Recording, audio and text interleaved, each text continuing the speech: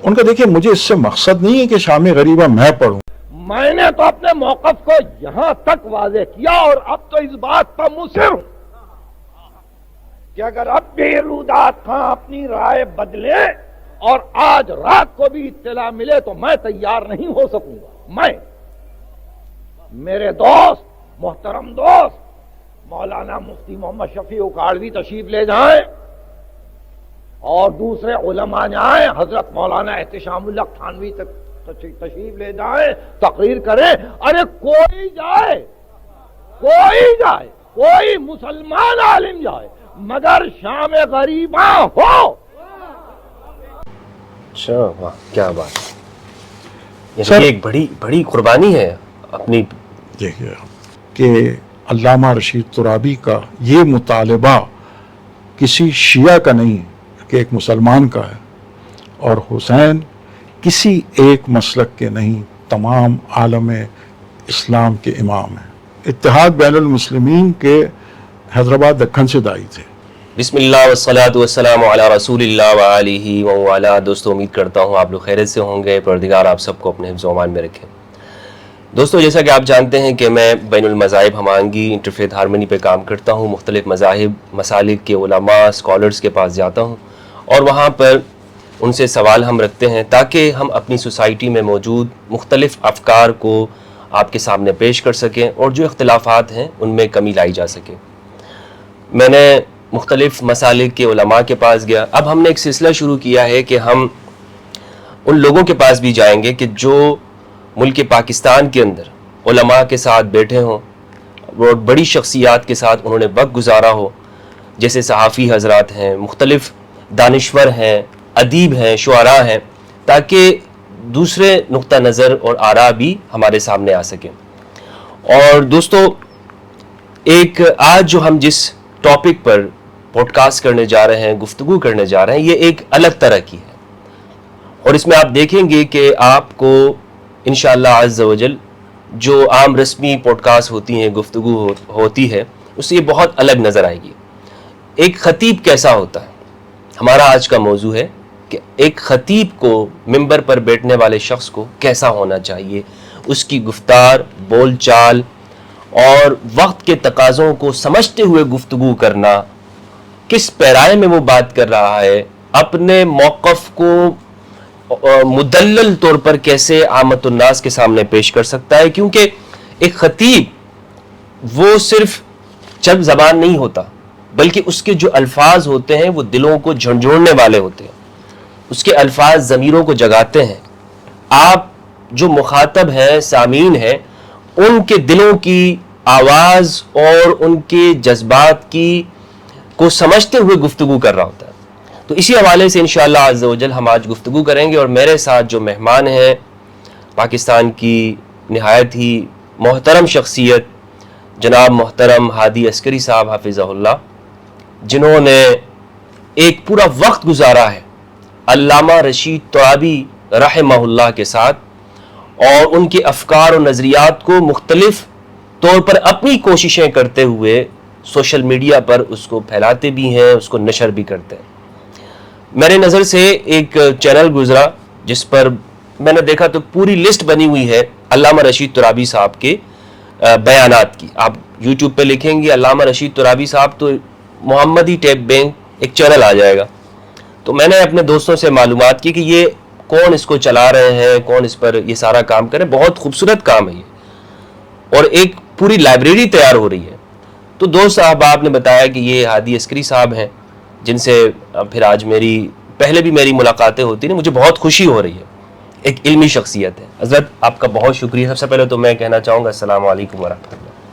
وعلیکم السلام ورحمۃ اللہ وبرکاتہ. مفتی صاحب میں آپ کا شکر گزار ہوں اور آپ کی کاوشوں سے پوری طرح سے باخبر ہوں کہ جو آپ ملت مسلمہ کے لیے جو کاوشیں کر رہے ہیں, اور تنہا اس کو آپ پورے ملک میں اور دیار غیر میں بھی ان تمام چیزوں کو آپ دیکھ رہے ہیں. اللہ سبحانہ و تعالیٰ آپ کو, آپ کے اہل خانہ کو, آپ کو اس مشن میں کامیاب اور کامران کرے. اور صحت کے ساتھ، تاکہ جو اس طرح کی چیزیں آ گئی ہیں وہ کافی حد تک ختم بھی ہو رہی ہیں، لوگوں کے اندر افہام و تفہیم پیدا ہو رہا ہے. مسئلہ سنی شیعہ کا نہیں ہے، مسئلہ ہے مسلمان کا، مسئلہ ہے اسلام کا. تو اب ظاہر ہے کہ جب آپ جیسے اکابرین ان چیزوں کو آپ نے ایک مشن بنایا ہے، تو میں سمجھتا ہوں کہ یہ اللہ سبحانہ و تعالیٰ اس کو ضرور قبول کرے گا اور قبولیت کا شرف حاصل ہوگا انشاءاللہ. اچھا حضرت، آپ کا جو یہ چینل ہے جس پر آپ یہ کام کر رہے ہیں، محمدی ٹیپ بینک، اس کے بارے میں ذرا بتائیے گا کہ یہ کیوں، کب قائم ہوا، اس کے اغراض و مقاصد کیا ہیں، اور آپ کیوں یہ سارا کام کر رہے ہیں؟ مفتی صاحب، یہ شاید میرا پہلا موقع ہے کہ میں کسی سوشل میڈیا پر گفتگو کر رہا ہوں. اچھا جی، اس سے میرے لیے بڑے شرف کی بات ہے. وہ یقیناً آپ کے لیے شرف ہے. اور میں نے کبھی چونکہ کچھ طبیعت میں یہ ہے کہ صرف کام کیا جائے. محمدی ٹیپ بینک کی بڑی جو تاریخ ہے وہ کوئی چند دنوں، چند مہینوں کی نہیں ہے، یہ 25 سال کی محنت ہے. مجھے جو محمدی ٹیپ بینک کو قائم کیا، اس وقت میرے ذہن میں بھی نہیں تھا کہ میں کس حد تک کام کروں گا. وسائل، مسائل سارے سامنے تھے. جس شخصیت کے لیے میں نے اس پورے پروجیکٹ کو شروع کیا وہ علامہ رشید ترابی علی اللہ مقامہ تھے. ماشاء اللہ. علامہ رشید ترابی علی اللہ مقامہ سے چونکہ مختصراً والد گرامی جناب حسن عسکری صاحب کا آگرے سے ایک تعلق تھا. 1944 میں، جی 1944 میں وہاں مزار شہید ثالث قاضی طور اللہ شوستری کا مزار ہے، وہاں سالانہ مجالس ہوا کرتی تھیں اور اس میں چوٹی کے علماء خطاب کیا کرتے تھے. تو ظاہر ہے کہ میرے دادا وہاں متولی تھے، خدمتگار تھے، وہیں رہتے بھی تھے. تو کسی نے میرے والد سے کہا کہ اس طرح سے ایک نوجوان رضا حسین حیدرآباد دکن میں جو ہے وہ بہت مجلس پڑھ رہے ہیں اور ان کا بڑا نام ہے. تو میرے والد نے مختصراً یہ کہ ان کو مدعو کیا اس موقع کے اوپر، اور انہوں نے اس دعوت کو قبول کیا. اور وہ 3 دن کی مجالس ہوا کرتی تھیں وہاں، جو آج بھی ہوتی ہیں. اچھا. 3 دن، اور ہر آدمی کا اپنا ایک وقت ہوتا تھا. تو انہوں نے کہا بھائی یہ جو رضا حسین جن کا نام تھا، جو بعد میں رشید ترابی کے نام سے لوگ ان سے تھے، تو ان کا وقت بالکل تھا تیسرے دن اور آخری مجلس 4 بجے. یہ ان کا وقت تھا. یہ وہ وقت تھا کہ لوگ 3 دن علماء کو سن چکے تھے، ان کے افکار سے فیضیاب ہو چکے تھے. تو ان کے لیے تو اب بوریا بسترا باندھنا، چونکہ پورے ہندوستان سے لوگ آتے تھے. 4 بجے جب علامہ نے، میرے والد بتاتے تھے، جب انہوں نے خطبہ شروع کیا تو پورا مجمع جو تھا وہ ساکت ہو گیا اس خطبے پر. 40 منٹ انہوں نے تقریر کی جو ہندوستان کے علماء کے رنگ سے اور اسلوب سے بالکل مختلف تھی. اچھا. وہ یہ تھی کہ انہوں نے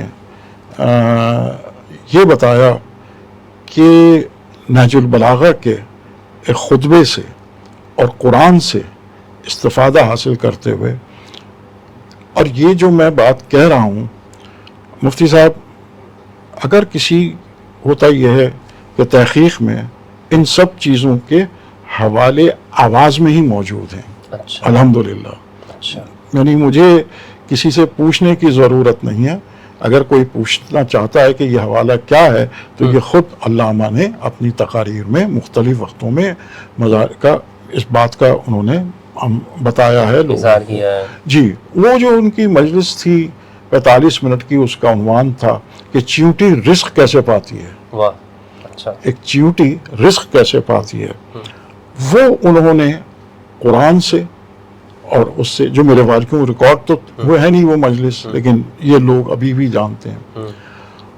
انہوں نے کہا کہ میں حالیہ دنوں میں بامبے میں کسی دکان پر تھا کتابوں کی، تو میں نے وہاں دیکھا ایک کتاب رکھی ہوئی، دی آنٹ چیوٹی کو کہتے ہیں. تو اس میں وہ تمام تر جو چیوٹی کے گرمیوں میں گھر کیسے بناتی ہے، رزق کیسے پہنچاتی ہے، سردی میں کیسے جاتی ہے، یہ تمام اسی طرح سے درج تھے جیسے نہج البلاغہ میں امیر المومنین نے خطبے میں درج کیے، اور قرآن بھی اسی کے ساتھ مطابقت رکھتا ہے.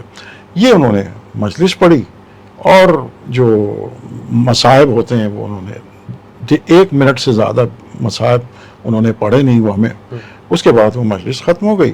میرے والد کا ایک ان سے رابطہ قائم ہو گیا. لوگوں نے ان سے بہت کہا لیکن وہ رکے نہیں. انہوں نے کہا نہیں، مجھے واپس جانا ہے. ان کا کمٹمنٹ ہوگا، کوئی ان کی وہ چیز ہوگی، تو وہ واپس چلے گئے. یہ 1944 ہے. اچھا. 1944 میں جب وہ چلے گئے، اس کے بعد اب یہ خط و کتابت ہوتی ہوگی، ٹیلی گرام ہوتا ہوگا، یہ سب فون میں مجھے اس کے بارے میں.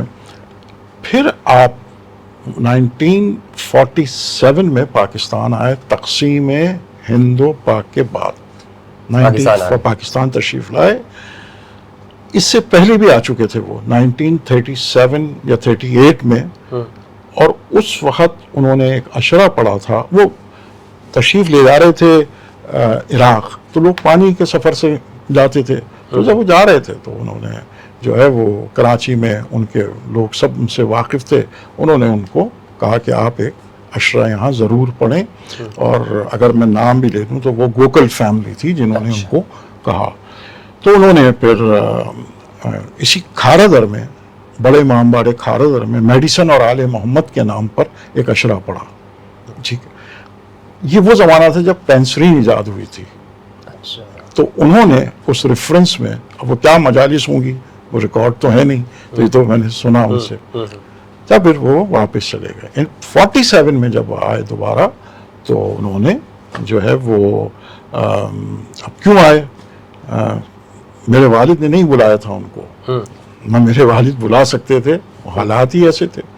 پاکستان آزاد ہوا تھا رمضان المبارک میں، اور 3 مہینے کے بعد جو ہے وہ محرم آ گیا. دراصل ان کا اپنا ایک خاص تعلق خاطر تھا قائد اعظم محمد علی جناح رحمۃ اللہ علیہ سے. قائد اعظم نے ان کو پاکستان بھیجا اور کہا کہ آپ پاکستان میں کراچی جائیں، اور جو مالک اشتر کو امام علی نے خط لکھا ہے اس کا ترجمہ کریں انگلش میں. انگلش میں بھی مہارت تھی علامہ کو. ان کی مہارت عربی، فارسی، اردو، انگلش، یہ ان کی. اب چونکہ بات آئی تو وہ عربی میں تو وہ 30s میں تقریر کر چکے تھے حیدرآباد دکن کے اندر، جو بہت شایع نشان ایک بہت بڑا جلسہ ہوا تھا. اس میں اس زمانے میں میرے خیال سے جو آج نہیں ہے، بچوں کو تعلیم دی جاتی تھی. مفتی صاحب آپ پڑھیں، فارسی تو ہم نے بھی پڑھی، آپ نے بھی، لیکن اب یہ سلسلہ ختم ہو گیا. جب وہ یہاں آئے تو یہاں انہوں نے اسی خط کا، مالک اشتر کو جو خط انہوں نے امام علی نے لکھا تھا، امیر المومنین نے، وہ یہاں انہوں نے ترجمہ کیا. کارٹین ہوڈ، اچھا جو میں کہہ رہا ہوں کوٹ کر رہا ہوں، جب میں کوٹ کر رہا ہوں تو اس کا ریفرنس ہے. عزیزان محترم، یہ امر میرے لیے بڑا ہی شاق اور تکلیف دہ تھا کہ کامل 23 سال خالق نہال کی ان مجلسوں میں تقریر کرنے کے بعد میری علالت نے اس سال مجھے مجبور کر دیا کہ میں آپ کی خدمت کے قابل یہاں نہ رہ سکا، اور میرے معالج یہ طے کر چکے تھے کہ میں صرف 1 ایک ہی تقریر اور وہ بھی 40 منٹ کے لیے کروں۔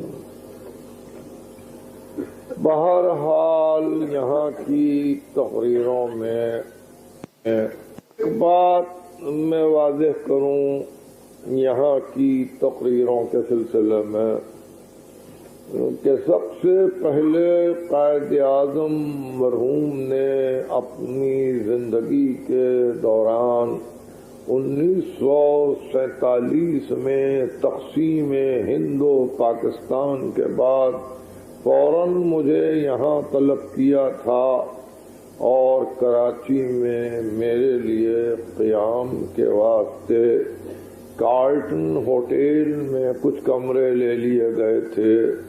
مجھ سے یہ خواہش کی گئی تھی کہ میں امیر المومنین کا خط جو مالک اشتر کے نام ہے اس کا انگریزی میں ترجمہ کروں، چنانچہ میں نے یہیں یہ کام شروع کیا۔ اتفاقاً وہ مہینہ سفر کا تھا اور شاید 5ویں یا 6ٹھی تاریخ تھی کہ ان مجالس کے بنا رکھنے والے عزیز سید محمد عسکری صاحب میرے پاس کارلٹن ہوٹل آئے۔ انہوں نے مجھ سے خواہش کی کہ میں چہلم کی مجلسیں یہاں پڑھوں۔ اگرچہ میرا پروگرام بمبئی کا تھا لیکن میں ان کی خواہش کو نہ ٹال سکا۔ 1947 میں نے 10 تقریریں اسی خالق دین ہال میں 10 سفر سے 20 سفر تک کی۔ اس کے بعد میں ہندوستان چلا گیا۔ 49 میں جو ہی آیا پھر مجلسیں شروع ہوئیں اور عسکری صاحب نے اسی تعلق خاطر سے پھر دعوت دی اور میں نے اس کو قبول کیا۔ بہرحال 23 برس مسلسل گزر گئے۔ بڑی زحمت کی، مسلسل زحمت کی میں نے، باوجود اپنی علالت کے، جیسا کہ آپ پٹیل پارک میں مجھے سن رہے ہیں، میں نے یہ طے کیا کہ آخری 2 تقریروں میں میں ضرور شریک رہوں گا۔ صرف آپ کو دیکھنے کے لیے، معلوم نہیں پھر دیکھ سکوں گا کہ نہیں دیکھ سکوں گا۔ اس لیے دل چاہتا تھا کہ ایک مرتبہ پھر اپنے آپ کو شریک رکھوں، اور پھر یہ طے پایا کہ آخری 2 تقریریں میرے ذمے رہیں۔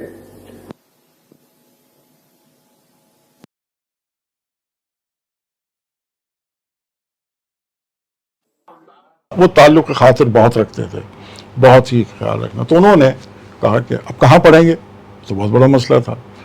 تو ہمارے تو خود روح کے لیے اجنبی شہر تھا۔ میرے والد بتاتے تھے کہ جب ہم آئے تو ہماری تو جیب میں 20 روپے تھے بھائی، بڑی مشکل سے۔ تو انہوں نے کہا اچھا ہم ذرا شہر کو دیکھیں گے۔ یہ پرانا ہی شہر تھا۔ جب وہ گزر رہے تھے تو انہوں نے دیکھا کہ غلام حسین خالق دینا ہال پہ نظر پڑی ان کی۔ وہ وہاں رک گئے تو انہوں نے کہا یہ جگہ مجھے زیادہ مناسب لگتی ہے مجلس کے لیے، محرم کے مجلس کے لیے۔ یہ عشرہ اول نہیں تھا مفتی صاحب، یہ سفر کا مہینہ تھا۔ 10 سفر سے 20 سفر تک خالق دینا ہال کو انہوں نے جو ہے وہ متعین فرمایا کہ یہ جگہ ہے۔ مجالس تو امام بارگاہ میں ہوتی تھی، یہ سارا کچھ تھا، جبکہ امام بارگاہ تو بالکل نزدیک کھاردر بھی موجود تھا، اور دیگر بھی امام بارگاہ جو قدیمی تھے وہ تھے، ان کا نہیں، یہ جگہ جو ہے وہ ان کی تھی۔ تو ان کی ایک ایسی بات تھی کہ جو انہوں نے کہا تھا ٹھیک ہے۔ تو ان کا سرکار وہ کیسے انتظام ہوگا؟ ان کا انتظام ہو جائے گا، اس کی پرمیشن کیسے ہوگی؟ اجازت نامہ ان کا، وہ میں ظاہر ہے کہ ان کے ہر ایک سے مراسم تھے، ہر ایک ان کا جانتا تھا، ان کے تعلقات تھے، وہ انہوں نے اس کی پرمیشن وغیرہ کرنے کے بعد تو ان کا وہی اس کے اخراجات۔ تو آج بھی خالق دین ہال کے سامنے ایک مسجد ہے جس کو مسجد لیاقت کہتے ہیں، اچھا انہوں نے کہا ان مسجد کے جو ٹرسٹی صاحبان تھے کہ آپ چٹائیاں دے دیں گے؟ اچھا تو انہوں نے چٹائیاں فراہم کی. وہ شیعہ مسجد ہے یا جی نہیں، اہل سنت کی مسجد ہے، مسجد آج بھی ہے. اچھا ہمارے ان سے بڑے مراسم ہیں آج بھی. مسجد لیاقت ان کے بزرگ تھے، انہوں نے چونکہ چٹائیاں دیں، وہ چٹائیاں بچھائی گئیں، ایک کرسی رکھ دی گئی، وہاں انہوں نے پہلا اشرا 10 صفر سے 20 صفر تک پڑھا. اچھا یہ ان کی پاکستان میں 47 میں پڑھنے کے بعد 48 میں وہ چلے گئے. جب وہ واپس حیدرآباد رکھن 40 کوٹ کر رہا ہوں، یہ موجود ہے 49 یعنی محمدی ٹیپ بینک پر ہی موجود ہے انہی کی آواز میں. 49 میں جب وہ تشریف لائے تو اسی تعلق خاطر کو کرتے ہوئے انہوں نے خالق دین ہال میں مجالس کو پڑھنا شروع کیا اور کامل 23 سال 1973 تک مجلسیں پڑھی. یہ میں نے ایک تھوڑا سا پس منظر دے دیا. محمدی ٹیپ بینک جو آپ کا بنیادی، ہم بچے تھے، یعنی جب ان کا انتقال ہوا تو میں میٹرک میں تھا، لیکن میں اپنے والد کے ساتھ مجلس میں جانا، میری سمجھ میں تو کچھ بھی نہیں آتا تھا، آج بھی نہیں آتا تو وہ، لیکن وہ جو اثرات تھے، میری والدہ خدا رحمت کرے، پہلے میں زنان خانے میں بیٹھا کرتا تھا چونکہ طریقہ نہیں تھا، بچہ تھا، تو وہ وہاں رہتا تھا، وہ اپنا ہاتھ سے کرتے کو سینا اور پاجامہ وہاں، پھر میں ان سے کہتا تھا نہیں مجھے تو مردوں میں بیٹھنا ہے، تو والد کہتے تھے بھئی میں مصروف کام ہوتا ہوں. تو خیر میری ضد پر انہوں نے مجھے جو ہے وہ اسٹیج پہ بٹھا دیا اور یہ کہہ کے ممبر کے نیچے کہ یہاں سے اترو گے نہیں. تو بس وہ تو کافی تھا ان کا، بس جیسے ہم بیٹھے ہم ویسے ہی بیٹھے رہے. اچھا پھر ان کے ساتھ مجالس میں جانا، ترابی، علامہ رشید ترابی صاحب کو دیکھنا، سننا، ان کا وہ جہاں بہت سارے پہلو تھے ان کے، یعنی بے انتہا. تو گھر پر آنا، گھر پر کیا آنا، یہ ان کا ایک طریقہ تھا کہ جیسے ناظم آباد میں اگر وہ آ رہے ہیں تو ہم ناظم آباد میں رہتے تھے، تو وہ حیدرآبادی لقمی اور اس قسم کی چیزیں گھر پہ دینا کسی ولادت کے موقع پہ، یہ وہ ہر ایک کے ساتھ تقریباً ان کا یہی رویہ تھا. جو کچھ میں نے جو سنا تو مجھے میرے ایک اثر کر گیا. اچھا اور اتنا گہرا اثر تھا کہ میں اس اثر پر بس سنتا رہا. اور 73 میں جب ان کا انتقال ہوا تو یقیناً مطلب میں میٹرک کلاس کا ایک طالب علم تھا،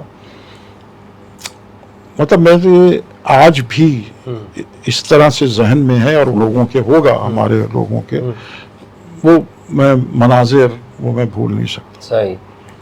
اب سلسلہ چلتا رہا. ان کو ٹیپ ریکارڈ کرنے کے لیے کوٹ کر رہا ہوں. اس وقت امریکہ اور یورپ اور مڈل ایسٹ اور انگلینڈ اور ہندوستان اور برما اور رنگون میں جہاں جہاں میری ان تقریروں کے ٹیپ پہنچ چکے ہیں، وہاں سے خطوط آ رہے ہیں کہ انہوں نے اپنی اپنی زبانوں میں ان تقریروں کا ترجمہ کر لیا ہے. اور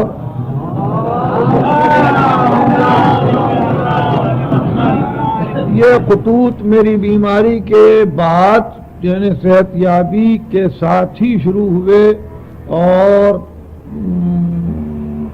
یونائٹڈ اسٹیٹس کے مختلف مقامات سے مجھے اطلاع دی گئی کہ ڈیٹرائٹ میں جہاں مسلم آبادی ہے، اور اسی طرح سے نیو یارک میں، واشنگٹن میں اور دوسرے مقامات پر یہ ٹیپ استعمال ہو رہے ہیں. آپ کو تو معلوم ہے کہ پاک محرم ایسوسی ایشن کی مجلسوں میں جن لوگوں نے شرکت کی ہے ان لوگوں نے یہاں تک بھی کہا کہ ہم نے یونائٹڈ نیشنز کے دفتر کو بھی جا کر دیکھا، لیکن ہم نے کسی مقرر کی تقریر کو اتنا زیادہ ٹیپ ریکارڈ ہوتے ہوئے نہیں دیکھا، اور اگر دیکھا تو پھر کراچی میں نشتر پارک میں دیکھا جہاں صدہا ٹیپ ریکارڈز کام کر رہے ہیں.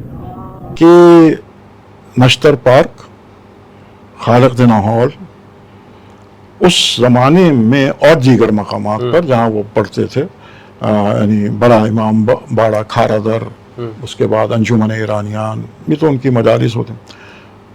तो उस वक़्त लोग उनको जिस तरह से रिकॉर्ड कर रहे होते थे, वो आज तमाम तर सहूलतें मौजूद होने के बावजूद भी वो उस तरह से मैं नहीं देखता हूँ।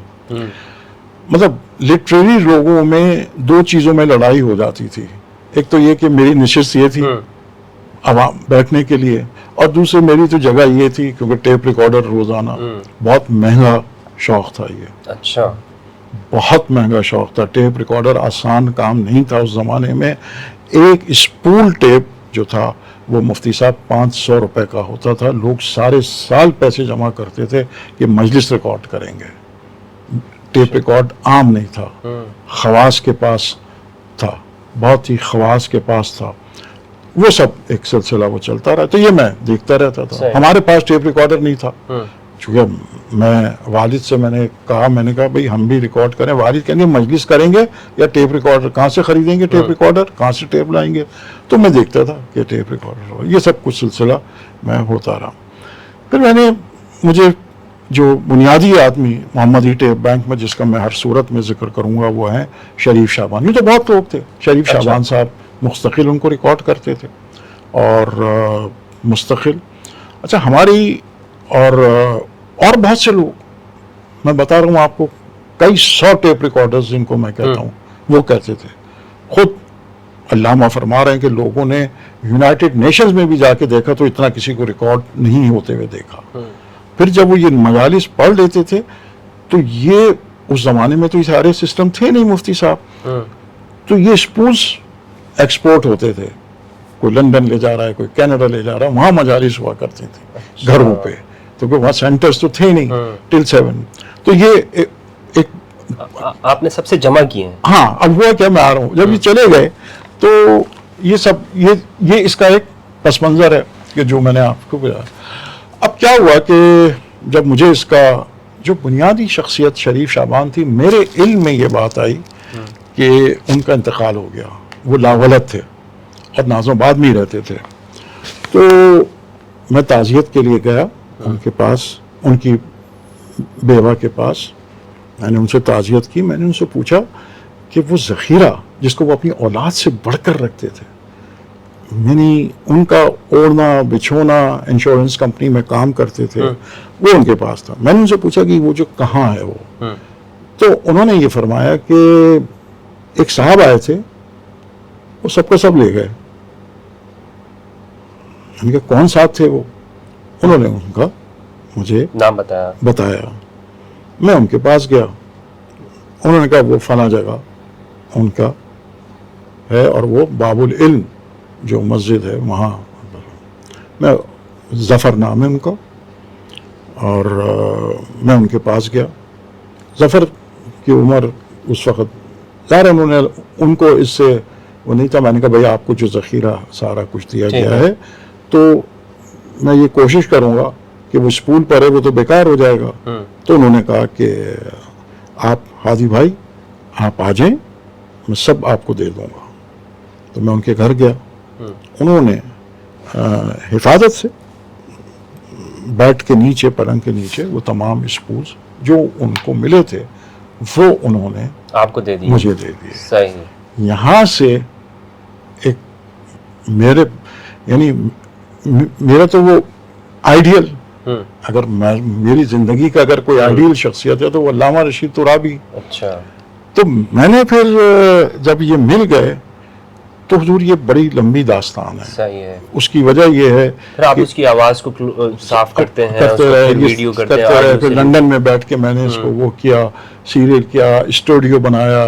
ये तमाम मराहिल से, चूँकि मेरे जहन में था कि आवाज़ जो है, अच्छा अब ये सिर्फ शरीफ शाबान तक महदूद नहीं रहा। जब लोगों को पता हुआ, मैंने कहा भाई फलां साहब के पास थे, उनका हाँ मैं यूरोप अमेरिका वगैरह जाने का इत्तेफाक, तो उन्होंने कहा हाँ साहब ये टेप है, ये है। अब मैंने इसको बाकायदा एक टारगेट बना लिया। मैंने कहा मैं हर जगह जाके पूछूंगा, अगर किसी के पास भी हूँ, वो आप میرے لیے فخر ہے کہ جب مجھے یہ بتایا گیا، وہ ان کا ٹریول کیا تھا انہوں نے 1954 میں دارالسلام میں نیروبی. جی نہیں، تنزانیہ کا دارالسلام. اچھا.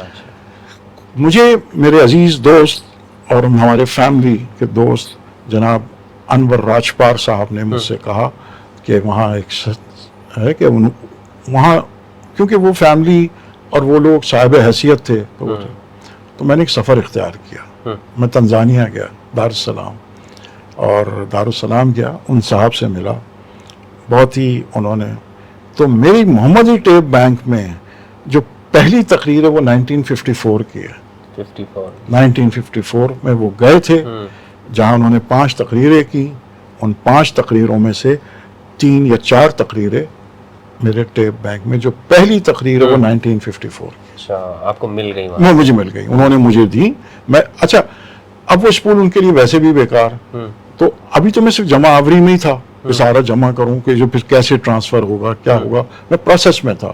تو میرے عزیز دوست کرن فرما، رضا علی آبدی صاحب نے لندن میں میری بڑی ہیلپ کی کہ یہ آواز کیسے ٹرانسفر ہو اور کیا ہو. وہ بہت ٹیکنیکلی مسائل تھے، تو میں نے اس کی باقاعدہ ٹریننگ لی. پھر کراچی میں بہت عرصے میں لندن رہا، وہاں میں نے انہینس کی آوازیں. ظاہر ہے کہ پرانی آوازیں تھیں، وہ ساری انہینس کی.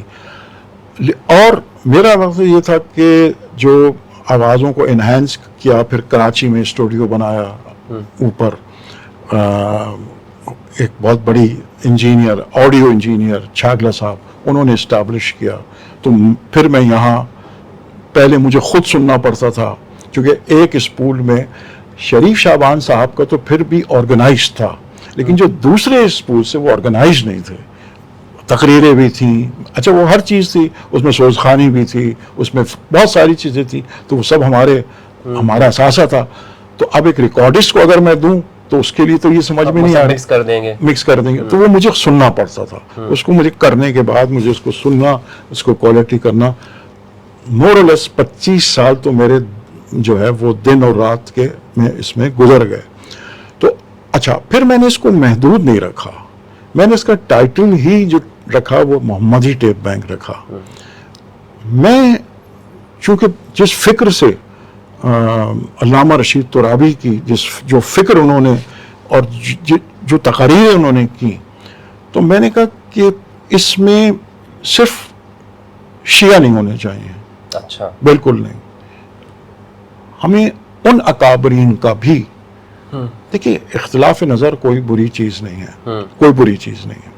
ہمیں ان لوگوں کا بھی کہ جو 1947 سے اور 78 تک کا جو پیریڈ ہے، میں یہ کہنے میں، چونکہ میرے پاس اس کا بھی ریکارڈ ہے، کہ کراچی کی آزاداری میں 70% کنٹریبیوشن اہل سنت بھائیوں کا تھا. اچھا، 70%. تو آپ انکشاف کر رہے ہیں؟ جی میں یہ انکشاف پروف بھی کر سکتا ہوں. کیسے کر سکتا ہوں کہ یہ اخبارات میں یہ تمام چیزیں، یہ وہی سارا پرانا ہے. کیسے ان کا کنٹریبیوشن تھا؟ جی، ان کا کنٹریبیوشن کیسے تھا اہل سنت کا؟ مفتی صاحب ان کا کنٹریبیوشن یہ تھا کہ پہلی محرم سے لے کے اور ربیع الاول تک، میں نام بھی لوں گا، مولانا احتشام الحق تھانوی مستقل واز کر رہے ہیں امام اپنی مسجد میں. وہاں جو اب اپنی مسجد میں وہاں پر جو پلیٹ فارمز تھے اویلیبل، اس وقت کم پلیٹ فارمز تھے نا اویلیبل، تو جو پلیٹ فارمز تھے ان پہ انہی عنوانات کے ساتھ، جی انہی عنوانات کے ساتھ، یعنی محرم الحرام. ہاں جی بالکل. اچھا، بالکل محرم الحرام کے عنوانات کے ساتھ ہی. یہ تو میں نے ایک نام لیا. اس کے علاوہ حضرت مولانا مفتی شفیع اکاڑوی صاحب خدا رحمت کرے، وہ، اس کے علاوہ صدیق ملتانی صاحب، اس کے بعد بے انتہا لوگ. کیوں جب میں وہ اخبار میں مقامی اعلانات چھپتے ہیں تو اگر آپ وہ دیکھیں تو ان مقامی اعلانات میں ہر جگہ آپ کو ایک کثیر تعداد جو ہے ہمارے اہل سنت اکابرین کی ہوگی، چاہے آپ اس کو واز کہہ لیں، چاہے اس کو مجلس کہہ لیں امام حسین کے لیے. یہ ان کی خدمات ہیں.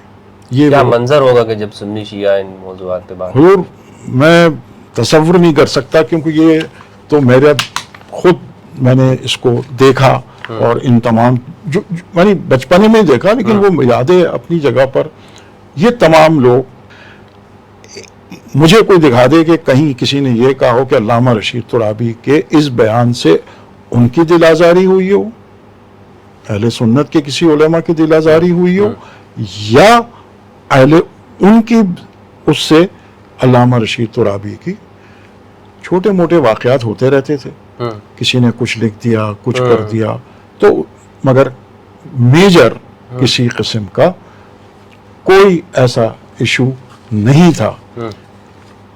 سب سے بڑا ایشو اس زمانے میں جو ہوا وہ ہوا 1963 خیرپور ٹھیری کا واقعہ ہوا, جہاں 400 سے زیادہ لوگ شہید ہو گئے. اگر آپ چونکہ افسوس کی بات ہے کہ ہمارے پاس کوئی ایسا فورم نہیں ہے جہاں یہ چیزیں محفوظ کی جاتی ہیں, یہ چیزیں محفوظ ہوتی ہیں تاکہ آگے آئندہ آنے والے لوگ, آج تو الحمدللہ آپ اس خدمت پر ہیں اور یہ ریکارڈ کر رہے ہیں.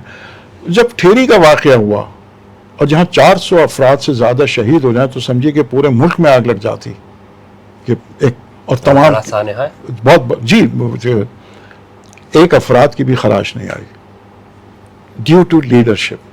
یعنی ملک میں امن برقرار رہا. جی جی بالکل.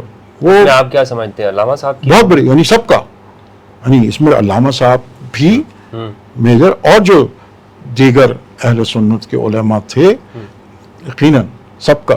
یہ نہیں تھا کہ یعنی وہ تو ایک بنیادی شخصیت تھی, یعنی ایسا نہیں ہوتا تھا کہ ایک بات کے اوپر 10 آدمی بات کر رہے ہیں.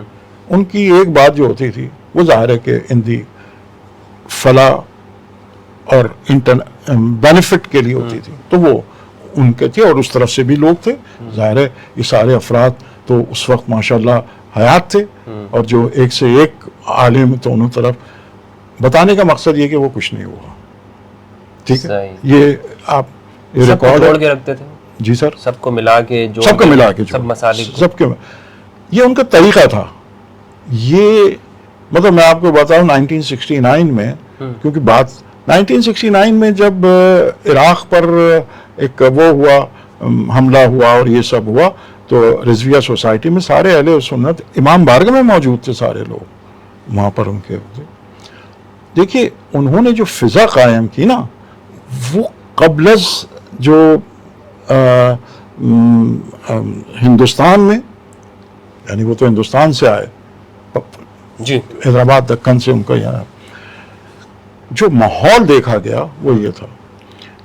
یہ تمام چیزیں جو میں عرض کر رہا تھا, میں تو میرے ذہن میں وہ موجود فکر تھی, وہ فکر تھی. صحیح ہے, وہ فکر تھی.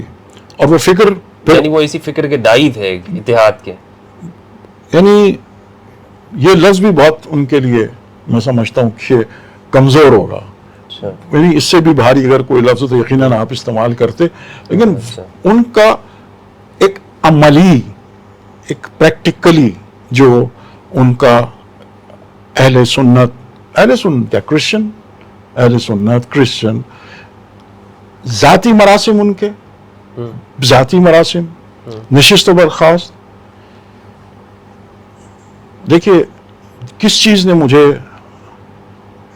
3 واقعات ایسے ہیں جو میں چاہتا ہوں کہ ہیں تو بہت لیکن میں وقت کم ہے اور آپ کو بھی, دیکھیے 3 واقعات ایسے ہوتے ہیں کہ جن میں سب سے پہلا واقعہ تو 1968, اچھا میں جو کہہ رہا ہوں کوٹ کر رہا ہوں, کوٹ مانیے آپ, 1968 میں کسی نے جنگ اخبار میں کچھ لکھ دیا, اخبار جنگ میں ایک لفظ تھا وہ لکھ دیا, عوام ہوتی ہے, عوام میں اشتعال پیدا ہو گیا.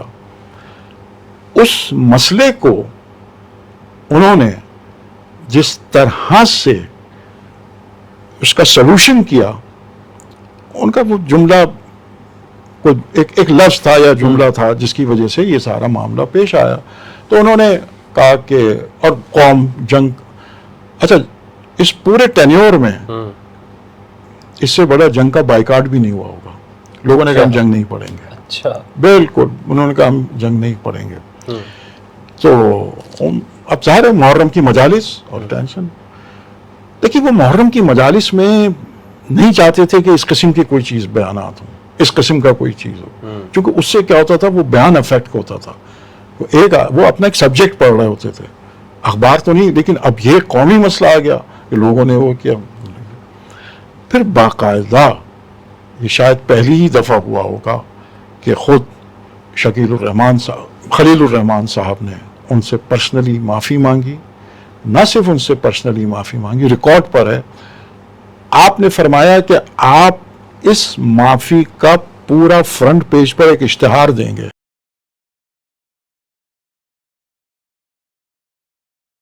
اچھا, وہ اشتہار دیا گیا. اس پر ان تمام علماء کے جس میں سرکار سید محمد دہلوی صاحب, مصطفیٰ جوہر صاحب, مرزا مہندی پویا, اللہ, سب نے دستخط کیے کہ ہم اس کی تائید کرتے ہیں. اب اتنا بڑا ایک مسئلہ انہوں نے اس طرح سے جو ہے اس کو سالو کر دیا. بڑے مسائل تھے. 67 میں, چونکہ میں آپ کو پیریڈیکلی 67 میں ریکارڈڈ انجمن ایرانیان کو جو وہاں ہے ٹاور کے پاس, انجمن گھارادر کے بعد, اس کا کورٹ آرڈر آ گیا تھا کہ اس کو گرا دیا جائے, اس بلڈنگ کو ہی گرا دیا جائے. آج یہ ہمارے لوگوں کو شاید یاد بھی نہیں ہوگا. اچھا, اس کو گرا دیا جائے. یہ امام بارگاہ ہے. جی انجمن ایرانیان جہاں جلوس ختم ہوتا ہے نشتر پارک سے کہ اس کو گرا دیا جائے فلاں کے تحت. اب آپ سوچئے آج کسی دیوار کو کوئی ہلائے اور وہ امام بارگاہ. تو اچھا, پھر عجیب بات, ایڈمنسٹریشن کا کون سا ایسا آدمی تھا جو آپ سے واقف نہ ہو, آپ حد میں رکھتے تھے. حد سے مراد یہ کہ بس جو کام ہے وہ, انہوں نے کہا جی گرا دیا جائے, کورٹ آرڈر آ گیا. تو آپ نے وہاں تقریر کی, ریکارڈ پر موجود ہے, محمد ٹیپ بینک کے ریکارڈ پر موجود ہے. آپ نے صرف یہ تقریر کی کہ اچھا, اس میں بھی کچھ اپنے ہی لوگ تھے جو یہ چاہ رہے تھے کہ اس کو گرا کے کوئی جم خانہ بنا دیں اور کچھ ایسا بنا دیں. انہوں نے پہلی بات تو یہ کہی کہ شاید ان کا میں یہ بتانا چاہتا ہوں کہ پہلی نماز جمعہ جو کراچی میں ہوئی وہ اسی انجمن ایرانیان میں ہوئی تھی. یہ تو کسی کو بھی نہیں پتا تھا. یہ انہوں نے کہا, یہ ریکارڈڈ. دوسرے انہوں نے کہا کہ میں ہر آدمی, کمشنر کیا اور گورنر کیا, انہوں نے کہا میں صرف ایک بات پوچھنا چاہتا ہوں کہ 40 کو جو جلوس برآمد ہوگا تو کیا وہ جلوس پرویز بٹ صاحب کے گھر چلا جائے؟ اچھا, بس جہاں کہ ہمیں پرویز بٹ کمشنر کراچی تھے, بیوروکریٹ تھے, اور اس وقت میونسپلٹی کے وہ تو ان کے تھے. تو انہوں نے جو جلوس ہے, چونکہ احتجاج کہہ رہے تھے وہ یہ احتجاج تھا ان کا لیول یہ تھا. تو کیا میں وہاں بھیج دوں یا میونسپل کارپوریشن بھیج دوں؟ اچھا, چونکہ جلوس ختمی انجمن آپ دیکھتے ہیں ایرانیان پر ہوتا ہے سارے. 3 دن کے بعد, اچھا اس میں سارے لوگ, یعنی کون سا جس میں, یعنی میں ان کے نام, گورنر جنرل موسیٰ تو فنا یہ وہ, دیکھیے جہاں وہ اپنے تعلقات وغیرہ کو کمپرومائز نہیں کرتے مسلک کی وجہ سے سوال ہی پیدا نہیں ہوتا. اچھا, سوال ہی پیدا نہیں ہوتا کہ وہ چاہے کتنے ہی عزیز ان کے دوست ہوں, وہ اپنی جگہ پر ہیں. تو وہ جو ہے وہ ختم ہو گیا اور آج وہ نشان باقی ہے. صحیح. تیسری بات جو آپ کا مشن ہے, ماشاءاللہ, ایک نہیں 1000 چیزیں ہیں کہ جو اتحاد.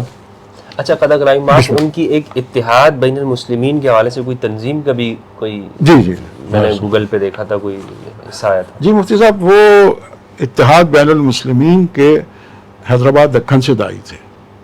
وہ حیدرآباد دکن میں اتحاد بین المسلمین ایک جماعت تھی جس میں نواب بہادر یار جنگ اور دیگر اکابرین اس میں شامل تھے.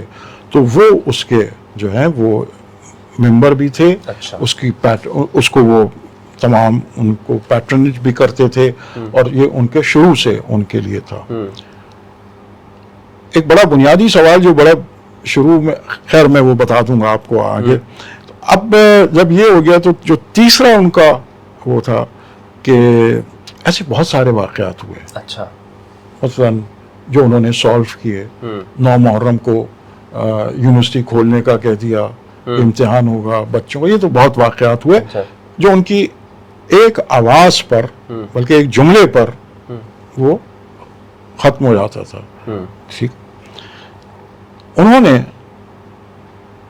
پیر ایک ایسا دن ہوتا تھا جب پاکستان ٹیلی ویژن کی چھٹی ہوا کرتی تھی، چھٹی ہوتی تھی. اچھا، اس کے آج گواہ بھی میرے محترم عزیز افتخار عارف صاحب ماشاء اللہ حیات ہیں، اللہ ان کو سے تو زندگی دے، وہ اس کے گواہ بھی ہیں. اور خود ان کی گواہی، یا یہ تو میں نے ایک ریفرنس دیا چونکہ وہ ہے، وہ خود ان کی آواز میں ہے، ان کی آواز میں موجود ہے، وہ آپ سن سکتے ہیں. کسی فرقے کا صحیح مگر آ کے تذکرہ تو کرے شہادت کا.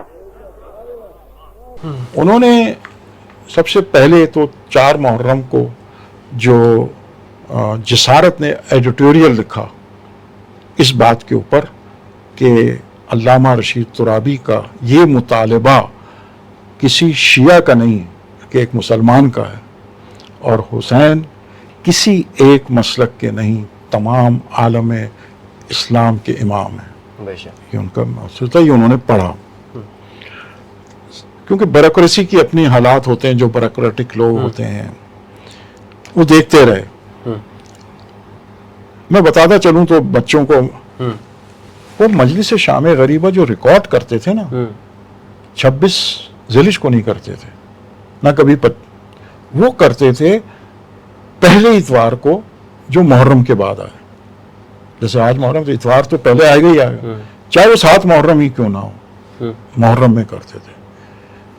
اس لیے کہ وہاں 26 ابھی آپ غم اور شام غریبہ اور پھر کوئی ولیمہ کھانے جا رہے ہیں آپ اس کے بعد، تو وہ تاثر وہ ہمیشہ محرم الحرام میں کریں گے. محرم الحرام میں کرتے تھے جو پہلا اتوار آتا تھا.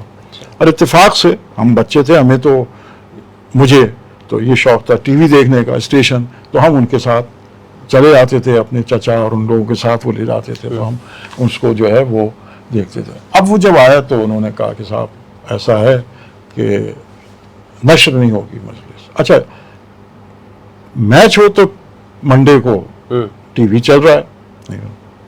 تو انہوں نے فائنلی 6 محرم تھی یا 7 محرم ریکارڈڈ کوٹ، ان کا دیکھیے مجھے اس سے مقصد نہیں ہے کہ شام غریبہ میں پڑھوں. میں نے تو اپنے موقف کو یہاں تک واضح کیا، اور اب تو اس بات پر مصر ہوں کہ اگر اب بھی رودات خان اپنی رائے بدلے اور آج رات کو بھی اطلاع ملے تو میں تیار نہیں ہو سکوں گا. میرے دوست، محترم دوست مولانا مفتی محمد شفیع اکاڑوی تشریف لے جائیں اور دوسرے علماء جائیں، حضرت مولانا احتشام اللہ تھانوی تشریف لے جائیں، تقریر کریں. ارے کوئی جائے، کوئی مسلمان عالم جائے، مگر شام غریبہ ہو. اچھا، واہ کیا بات ہے. یہ ایک بڑی قربانی ہے اپنی. دیکھیے، اور وہ زمانہ کے جہاں ٹیلی ویژن جو ہے وہ ایک بہت نمبر شیئر کرنا، یہ انہوں نے کہا میں تیار. اچھا، جب وہ کہہ رہے ہیں تو پھر کہہ رہے ہیں، یعنی ان کا یہ نہیں، وہ کہہ رہے ہیں شام غریبہ ہو.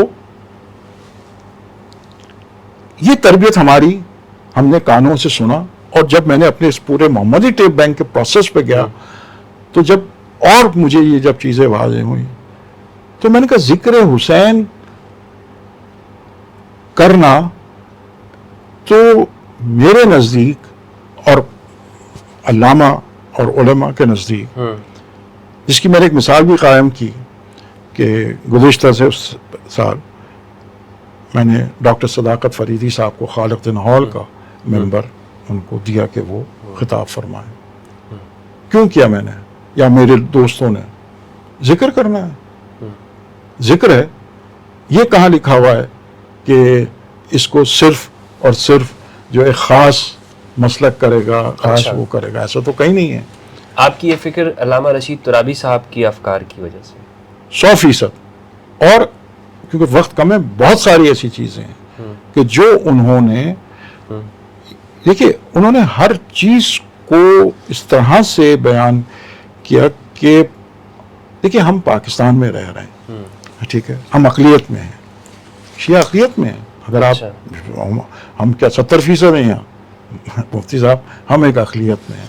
हमें जो कुछ हुकूमत वक्त जो कुछ भी हमें वसाइल और मसाइल देती है, हमारे पास तो उसके अल्फाज नहीं है उस शुक्रिया के, कि जिस तरीके से और ख़ास तौर पर जिस तरीके से अहले सुन्नत पाकिस्तान के जिस तरीके से बढ़ चढ़ कर अज़ादारी में हिस्सा लेते हैं, ऐसा लगता है कि पूरा पाकिस्तान का में हुसैन है, पूरे पाकिस्तान है।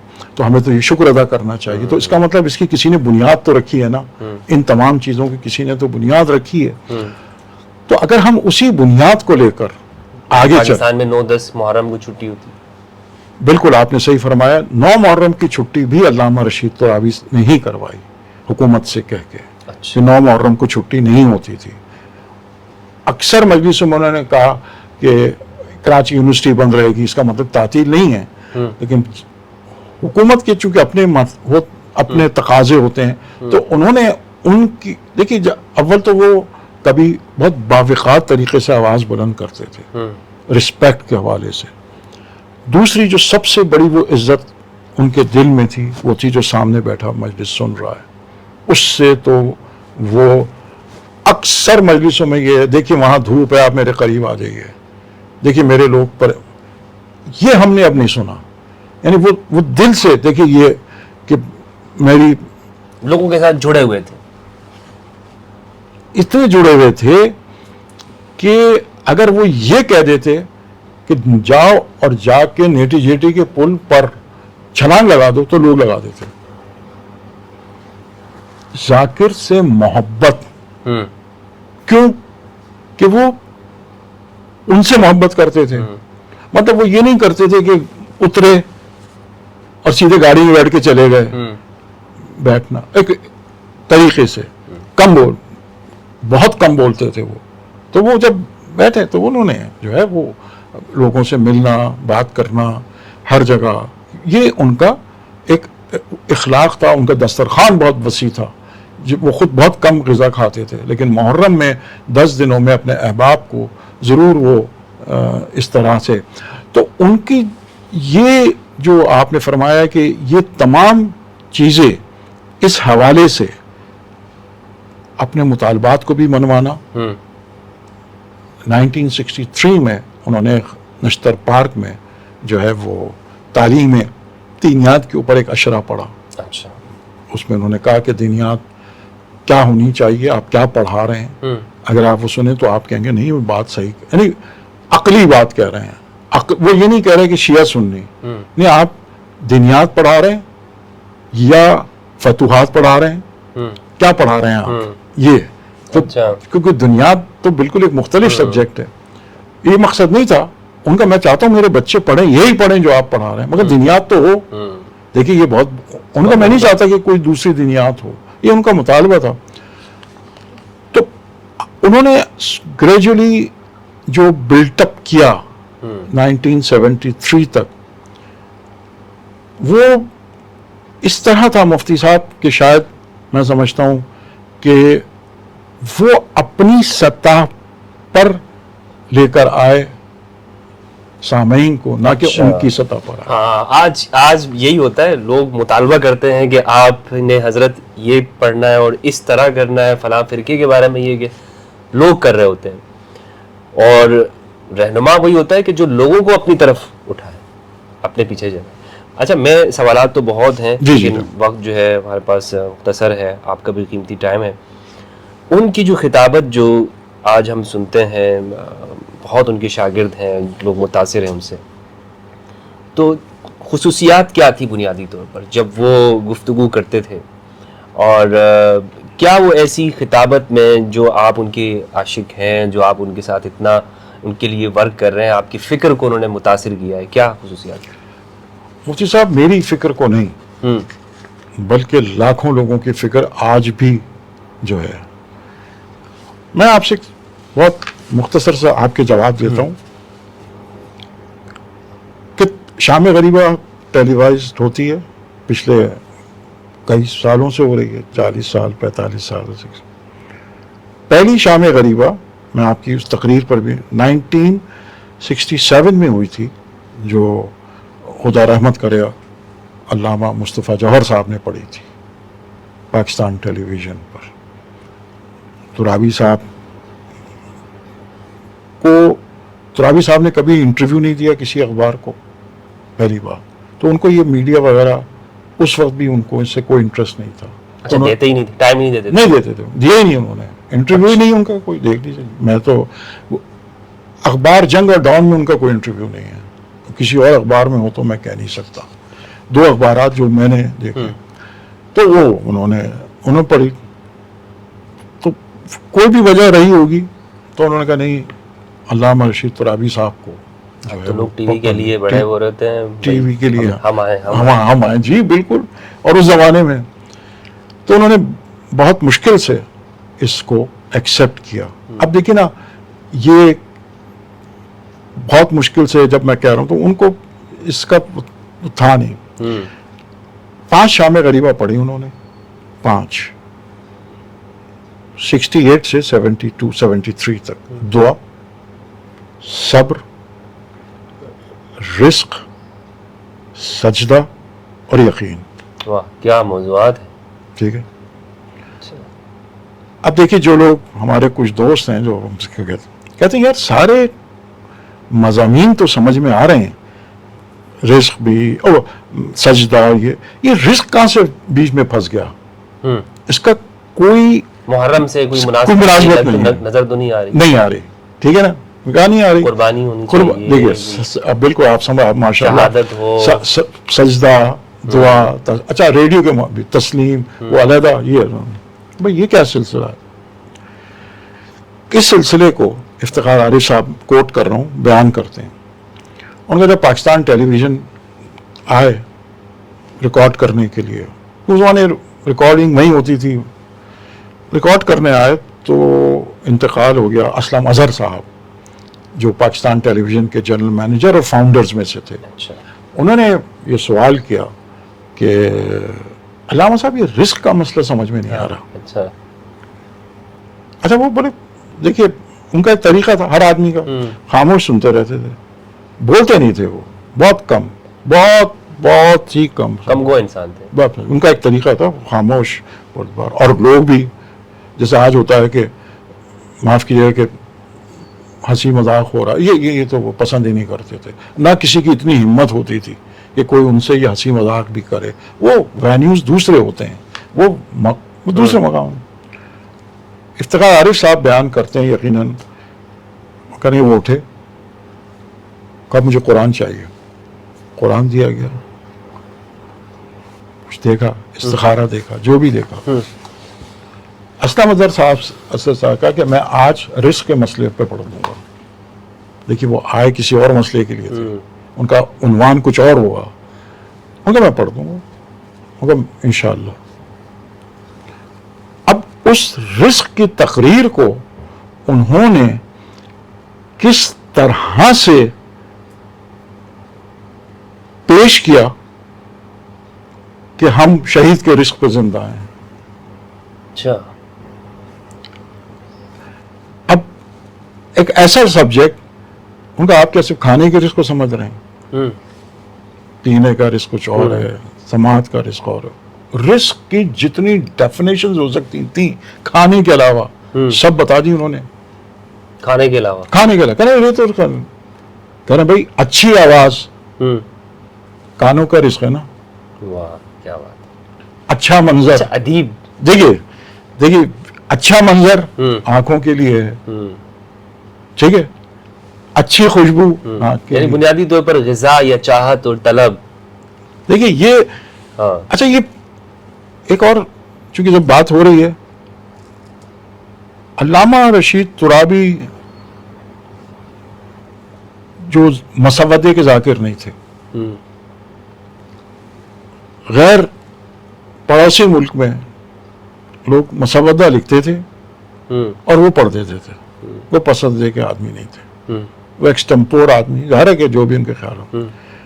اب جب یہ انہوں نے رزق کی मजलिस पढ़ी 1970 में, और ये तमाम पहलुओं को, और बाकायदा, क्योंकि वो तफसील, एक जुमला उन्होंने पूछा कि आज, उस वक्त कह रहे थे, तो मेरे वालिद ने मुझे कहा कि भाई ये क्या कह रहे थे अल्लामा साहब, हमारी तो समझ में नहीं आया। उन्होंने कहा आज, उस वक्त कह रहे थे, लाखों डॉलर का गल्ला बहा दिया जाता है कि दुनिया में कीमतें तवाजुन से रहें, तो ऐसे पे अल्लाह पर तो कोई इल्जाम नहीं है, वो तो दे ही रहा है। हमारे तो लोगों ने डॉलर का लफ्ज़ ही शायद पहली दफा सुना हो। अच्छा, मतलब मेरे वालिद कहेंगे कि इसके क्या सेंस था। देखिए, वो चूंकि एक, उनको ये पता था कि ये तकरीरें कब और कहाँ कहाँ सुनी जाएंगी, कि लाखों डॉलर का गल्ला बहा दिया जाता है, तो वो तो होता है ना 7 समंदर पार, कि कीमतें बराबर रहें। तो उन्होंने कहा कि अब ये रिस्क को उन्होंने यहाँ इस तरह से पेश किया, और ये कहा कि हम शहीद से रिस्क कैसे हासिल करते हैं, वो आप तकरीर सुनेंगे तो आपको पूरे उसके बैग। मैं अब रह गई तकरीरें, आज भी जो मैं आपने बताया, माशाल्लाह कितने हमारे ज़ाकिरीन और ये पढ़ते रहे हैं। मैं आपसे सवाल करता हूँ, आप किसी से पूछें भाई कोई इन 3 तकरीरों के अलावा रिस्क, सजदा और यकीन, कोई चौथी तकरीर बता दे किसी भी ज़ाकिर की। ये मैं चैलेंज कर रहा हूँ। रिस्क, सजदा और यकीन खत्म हो गया ना, 73 खत्म हो गया, ये तो हम 2025 में बैठे हुए। अच्छा, यानी इस पे लोग बात नहीं करते, आप ये कहना चाहते हैं? नहीं, मैं ये नहीं कहना चाह रहा। हाँ।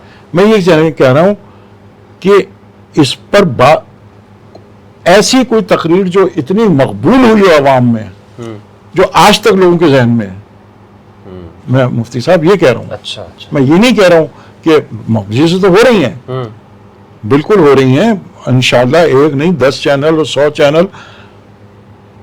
लोग किस तकरीर को याद रखे हुए हैं आज? जब कोई बात होती है तो लोग समझते हैं कि तुराबी साहब की यही, और ये बता दूं वो 3 तकरीरें जो है ना उनकी, ये समझ लीजिए वो उनका सदका भी नहीं है। अच्छा, वो उनका सदका भी नहीं है, वो तकरीरें जो उन्होंने की हैं। सही।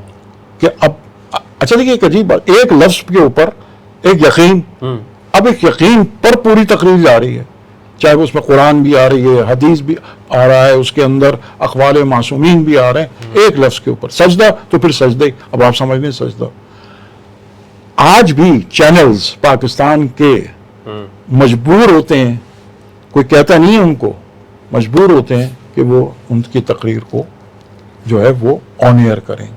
ठीक है, ये तो मकबूलियत, कबूलियत। अब इसमें बहुत सारे फैक्टर्स हैं, बहुत सारे फैक्टर्स हैं जी। वो एक फैक्टर नहीं है कि जिस पे हम बात कर सकें, इसके लिए तो हमें बड़े कई सीरियल्स चाहिए बात करने के। बिल्कुल, आप सही फरमा रहे हैं। काफी इसके लिए एक बड़ा एक पूरी मकतब थे, वो शख्सियत थे, तो बड़ा वक्त चाहिए। इस मुख्तसर से दौरानी हम इसका अहाता नहीं कर सकते। ये तो चूंकि आप तशरीफ लाए और 22 ज़िक़ात उनकी बरसी है, तो हमने कहा कुछ हम अपनी यादें, तो वो उन्होंने, बहुत अच्छी यादें हैं आपकी, बहुत अच्छी। नहीं जो ये सिर्फ मेरे वालिदैन का और मेरे वालिद का और हमारे, क्योंकि उस वक्त होता ही सब ये था कि लोग एक ही तरफ, अब मोहम्मदी टेप बैंक का सिलसिला चलता रहा, मैं वो अपने पर चलता रहा। 7 साल पहले मैंने कहा कि अब इसमें बहुत सारे लोगों ने मुख्तलिफ बातें की। आप माशाल्लाह रिसर्च करते हैं, रिसर्च का जो पीरियड होता है वो तायुन नहीं हो सकता, तायुन ही नहीं हो सकता। आप ये कहेंगे यार मैं ये एक रिसर्च 1 साल में कर लूंगा, ठीक है। हमारे एक अजीज दोस्त खुदा रहमत करे, उन्होंने अनीस के ऊपर, डॉक्टर नैयर मसूद साहब ने 30 साल में हयात अनीस लिखी है। 30 साल में 30 साल लगे उनको।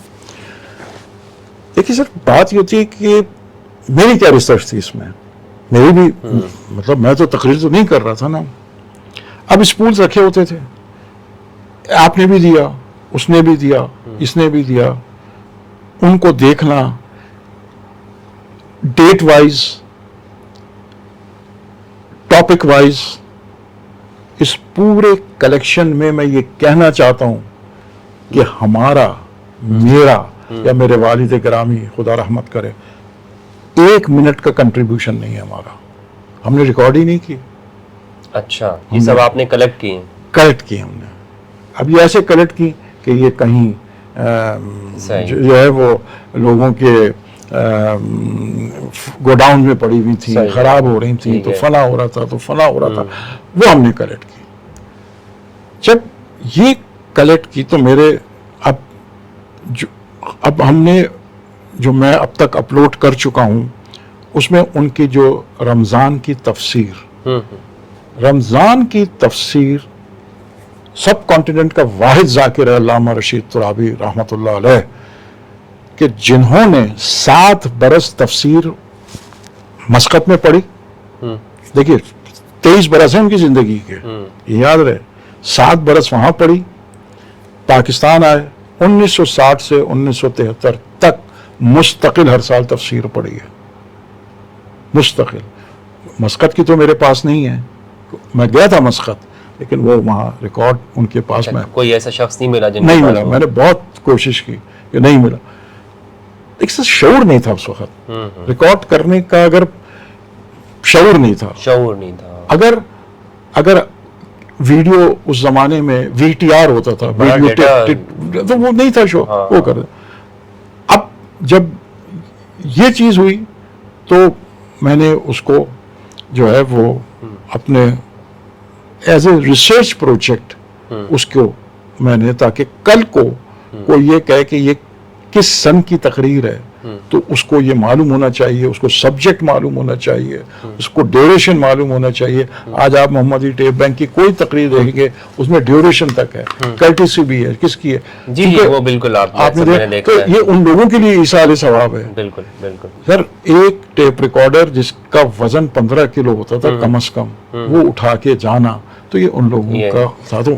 اچھا، آخری میرا سوال ہے، میں نے یہ جو پوری تقاریر کی ایک لسٹ دیکھی ہے، اس میں جو مجھے موضوعات نظر آئے ہیں، مثلا دعوت ابراہیم، ولایت کیا ہے، عسکرین، صادقین، مطلب ہزاروں ان کی ویڈیوز ہیں، آڈیوز جن کو آپ نے ویڈیو، تو ان میں سے میں نے چند سنی بھی ہیں جتنا مجھے موقع ملا ہے. ماشاءاللہ. مجھے یعنی کوئی ایسا متنازع بیان یا کچھ ایسی چیز نہیں ملی کہ جس کو ہم یہ کہہ سکیں کہ یہ ہم چونکہ اہل سنت ہیں تو اس سے کچھ کسی کی دل آزاری ہوتی ہو. تو آپ کیا سمجھتے ہیں کہ یہ جو مثلا بعض حضرات جو اوقات ہم یہ دیکھتے ہیں کہ کچھ ایسی گفتگو ہو جاتی ہے جس پہ لوگ یہ کہتے ہیں بھائی یہ کیا ہو رہا ہے، یا ممبر کا جو ایک تقدس ایک خاص ماحول ہے، تو اس پہ آپ کیا سمجھتے ہیں کہ انہوں نے یہ کیسا قائم رکھا ہے پورا تسلسل؟ کیونکہ اس وقت میں بڑے بڑے علماء تھے، مولانا شفیع کاڑوی صاحب رحمہ اللہ اور بڑے علماء جو پاکستان میں جو اکابر سمجھے جاتے ہیں اہل سنت کے، ان کے ساتھ پھر کیسے ان کے تعلقات تھے اور یہ ممبر کو کیسے لے کے چلتے تھے؟ دیکھیے مفتی صاحب، جو آپ نے فرمائی بات کہ ایک ذاکر کے لیے جو واقعاً ذاکر ہے، جس کو اس میں جب تک اس کا ذہن کلین نہیں ہوگا، صاف. اگر قرآن مثلاً آپ جانتے ہیں میں پڑھوں تو وہ میری مطلب کی بات کرے گا، اس کے لیے صاف ذہن چاہیے. علامہ رشید ترابی علی اللہ مقام رحمۃ اللہ علیہ کا مسئلہ یہ تھا کہ ان کی جو اپ برنگنگ ہوئی وہ اس ماحول میں نہیں ہوئی تھی. اچھا. علامہ رشید ترابی کا ایک تعلق اہل سنت سے بھی ہے. اچھا جناب. اور جب وہ، لیکن کیسے اہل سنت سے؟ ان کے جو فیملی میں اکثر لوگ کہتے ہیں کہ وہ سنی تھے، اکثر لوگ کہتے ہیں کہ وہ سنی تھے. تو میں ان سے کہتا ہوں اللہ کرے سب ایسے ہی سنی ہو. میری تو دعا ہے. فیملی کے لوگ سنی تھے، مکس فیملی تھی، تو اس لیے ان کو ایک یہ بھی ان کو وہ تھا. دیکھیے جو ان کی تعلیم ان کے والد گرامی نے ان کو دی اور جو ہندوستان میں دی جاتی تھی وہ آج کی تعلیم سے بالکل مختلف ہے. جو ڈاکٹر غلام مرتضیٰ ملک کیا کہتے ہیں, وہ کہتے ہیں نظام تعلیم ہی خراب ہے. وہ کہتے ہیں یہ نظام تعلیم, دینی نظام تعلیم ہے, یہ بالکل, یہ کہا ہے انہوں نے, آؤٹ ڈیٹڈ ہے. اچھا اس زمانے میں کیا یہ بتایا جا رہا تھا کہ یہ 3 خلیفہ, وہ 4 خلیفہ, یہ 5 خلیفہ؟ وہ اپنی جگہ پر ہے. تو ماحول ایسا تھا. اور پھر ان کی علماء کے ساتھ دیکھیے سب سے بڑا جو ان کا پلس پوائنٹ میجر تھا, وہ زبانوں پہ عبور رکھتے تھے. عربی, فارسی, انگلش, یہ زبانیں انہوں نے انگلش میں بھی تقریریں کی ہیں. اب آپ خود سمجھیے کہ جب انہوں نے ٹرانسلیشن کیا ہو مالک اشتر کا عربی میں, تو وہ کوئی انگلش میں کیا, تو عربی میں تھا نا, تو قائد اعظم نے کہا وہ عربی میں کیا سے انگلش میں کیا, تو آپ سمجھتے ہیں کہ وہ کیا ہوگا. تو ان کے روز و شب جو تھے نا, وہ صرف علماء کے ساتھ بند ذہن نہیں تھا ان کا, قطعی نہیں. جیسے ہوتا ہے کہ بھائی میں شاعر سے محدود اپنے, اب نہیں وہ محدود ذہن ایک بالکل. مطلب ان کی جو نشست و برخاست تھی شعرا میں فیض صاحب بھی ہیں, جی فیض احمد فیض صاحب, جوش صاحب, خاص مطلب جوش تو وہ آدمی جو کسی کو سننے نہ جائے, جوش صاحب, مجروح سلطان پوری, زید بخاری, سلیم احمد, ایک پوری یعنی ایک گاس لگانا چنگیزی, تو فلاں, تو یہ سارے لوگ ایک نشست یہ تھی ان کی جس میں ان کا اٹھنا بیٹھنا تھا. اس میں کیا ہوتا تھا کہ وہ سیکھتے تھے, کچھ کرتے تھے. استاد قمر جلالوی کو تو انہوں نے اپنے گھر پہ رکھا, اپنے گھر پہ 1968 میں ان کا انتقال ہوا. یاس یگانا چنگیزی ان کے پاس. اب دیکھ رہے ہیں اب یہ تو وہی کرے گا نا جو جس کی فکر اس طرح سے ہوگی, یعنی وہ یہ نہیں سمجھے. چونکہ جو سید احمد تقی صاحب خدا رحمت کرے وہ یہ کہتے ہیں کہ انہوں نے خطابت کا ایک پورے دھارے کو جو ہندوستان میں تھا اس کو موڑ دیا, تبدیل کر دیا, اس میں ایک انقلاب لیا ہے. وہ ایک بڑی پرٹیکولر قسم کی واقعاتی ذاکری تھی. واقعات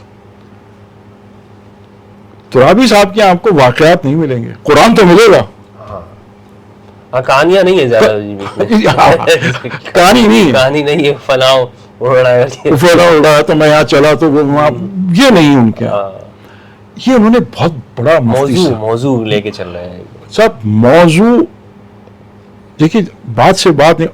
اچھا اس موضوع کو مصائب سے ریلیٹ کر دینا, وہ موضوع جو اہم ہے. اور 10 دن کی جب تقریر کر رہے ہیں تو اس موضوع کا لفظ کہیں نہ کہیں اس آیت میں آ جاتا ہے, تو آدمی کو ریکالنگ ہو جاتی ہے.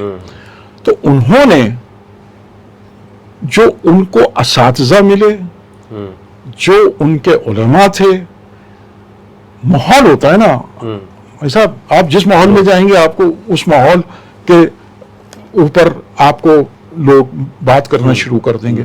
ہمارا مسئلہ کیا ہے آج کا جو مسئلہ ہے, بنیادی مسئلہ یہ ہے کہ خطابت, چونکہ میں خطیب نہیں ہوں, میری تو کسی سے رقابت بھی نہیں ہے.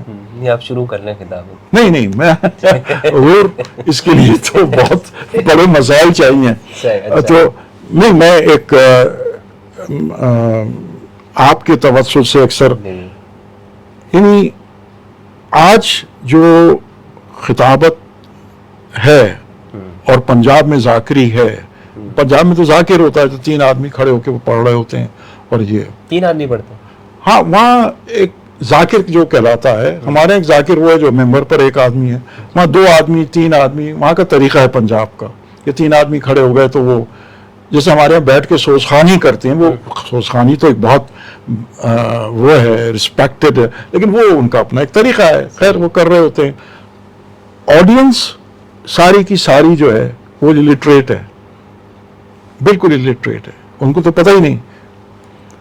دیکھیے مفتی صاحب، میری آپ سے اور آپ، کراچی کے علاوہ بھی پورا پاکستان ہے، میں آپ سے درخواست کروں گا کہ کبھی آپ انٹرفیت پر اگر یہ، اور یقیناً یہ کام کر رہے ہیں اور کرنا چاہیے، تو ذرا ان گزرگاہوں میں بھی جا کے دیکھیے کہ لوگ کیا کہہ رہے ہیں، آپ کی محنتوں کو کس طرح ہے کیا۔ مجھے بہت اپنے الفاظ کو روکنا پڑ رہا ہے کیونکہ کسی کی دل آزاری نہ ہو۔ نہیں، آپ اپنی جو گفتگو جو ہے وہ میں دیکھ رہے ہیں، جی دیکھیے صاحب، بات یہ ہے کہ جو خطابت ہے، میں اکثر، میں نے کہا نا، میں تو جاہل آدمی ہوں، سننا چاہتا ہوں کوئی بھی ایک ذرا سی بات، کسی کی اچھی بات، تو وہ آج یہ پوچھئے کسی بھی ذاکر سے پڑھنے والے سے، پڑھنے پہ وقت کتنا دے رہے ہو اور کیا پڑھ رہے ہو۔ آج ذاکر ٹورسٹ ذاکر میں تبدیل ہو چکا ہے، ٹورسٹ ذاکر۔ میں پھر اپنے مرشد کی، علامہ کی مثال دوں گا۔ 23 برس میں کمٹمنٹ کوئی یہ نہیں کہہ سکتا کہ یہ گیپ کر دیا انہوں نے اور اس سال نہیں آئے۔ بحالت قلب کے وہ بہت مریض تھے، اچھا، انجائنا کے مریض، اس زمانے میں تھا ہی نہیں سول اسپتال، جن اسپتال کا بیڈ ہوتا تھا، یہ بائی پاس وغیرہ تو ہوتا نہیں تھا۔ کمٹمنٹ، اس کمٹمنٹ کو آن ریکارڈ 40 چہلم آ گیا، وہ ہاسپٹل میں تھے۔ اچھا، 40 اس ٹائم پہ بھی ہوتا تھا؟ ہاں، 73 میں جو لاسٹ 40 تھا وہ اس میں تھے، ہاسپٹل میں تھے، ہاسپٹل میں تھے۔ اور انہوں نے کہا کہ اب انہوں نے جنا اسپتال میں اپنے ڈرائیور سے، عاشق علی کو بلایا اور کہا میں نیچے آ رہا ہوں، بغیر ڈاکٹرز کو بتائے ہوئے لفٹ میں بیٹھے آ گئے اور نشتر پارک آ گئے۔ اچھا، ہاسپٹل سے سیدھا اٹھ گئے، نشتر پارک آ گئے، ممبر پہ آ کے کہا کہ میں یہ سوچ ہی نہیں سکتا تھا کہ حسین کا چہلم ہو اور میں شفا خانے میں ہوں، تو جو کچھ ہے وہ یہیں ہو جائے میرے ساتھ اگر کچھ ہونا۔ کیا بات ہے، کیا بات۔ اب آپ مجھے بتائیے کہ جہاں اپنے آڈینس کے ساتھ، اپنے موضوع کے ساتھ جو ان کی کمٹمنٹ تھی، جو لگاؤ تھا، کبھی ایسا نہیں ہوا کہ 40 کبھی، یعنی چاہے اکثر ایسا ہوتا تھا کبھی کہ جب وہ خالق نہول پڑھ چکتے تھے کھاردر، تو جب وہ ایرانیان تشریف لے جاتے تھے تو ڈاکٹرز ان کو منع، کیونکہ ڈاکٹر ساتھ رہتے تھے ان کے کہ آپ مت پڑھیں، وہ کہتے تھے میں جاؤں گا ضرور۔ اب انہوں نے کہا کہ مولانا علی حاکم صاحب سے کہ آپ مجلس پڑھیے گا، میں بیٹھوں گا نیچے۔ تو آڈینس یہ دیکھ رہی ہے کہ وہ طبیعت خراب ہونے کے باوجود بیٹھے ہیں نیچے، وہ بیٹھے ہوئے نیچے۔ اب پتہ، اچھا معلوم ہے کہ ان کی طبیعت جو ہے وہ صحیح نہیں ہے۔ دیکھیں یہ ایک بالکل ایک دوسرا سبجیکٹ ہے، عرفانیات، جو ان کا روحانیت کا سبجیکٹ تھا۔ مجھے کوئی یہ بتائے، دنیا کا شاید کوئی ہو ایکسیپشن، کہ انجمن ایرانیان میں 9 محرم کو وہ اٹھتے ہیں اور ممبر تک آتے ہیں، ممبر پہ بیٹھتے ہیں اور لوگ گریہ شروع کر دیتے ہیں۔ ابھی کچھ کہا ہی نہیں انہوں نے، کچھ بھی نہیں کہا انہوں نے، یہ تو میں گواہ ہوں۔ اور ایک لفظ انہوں نے کہا کہ چراغ خاموش کرو، اب مجلس ہی ختم ہو گئی سر۔ یہ ان کے اوپر ایک خاص کرم جن کے وہ مداح تھے، جن جہاں رخ حیات ان کا ذکر کرتے تھے. رخ حیات ان کا موضوع تھا. واہ. سر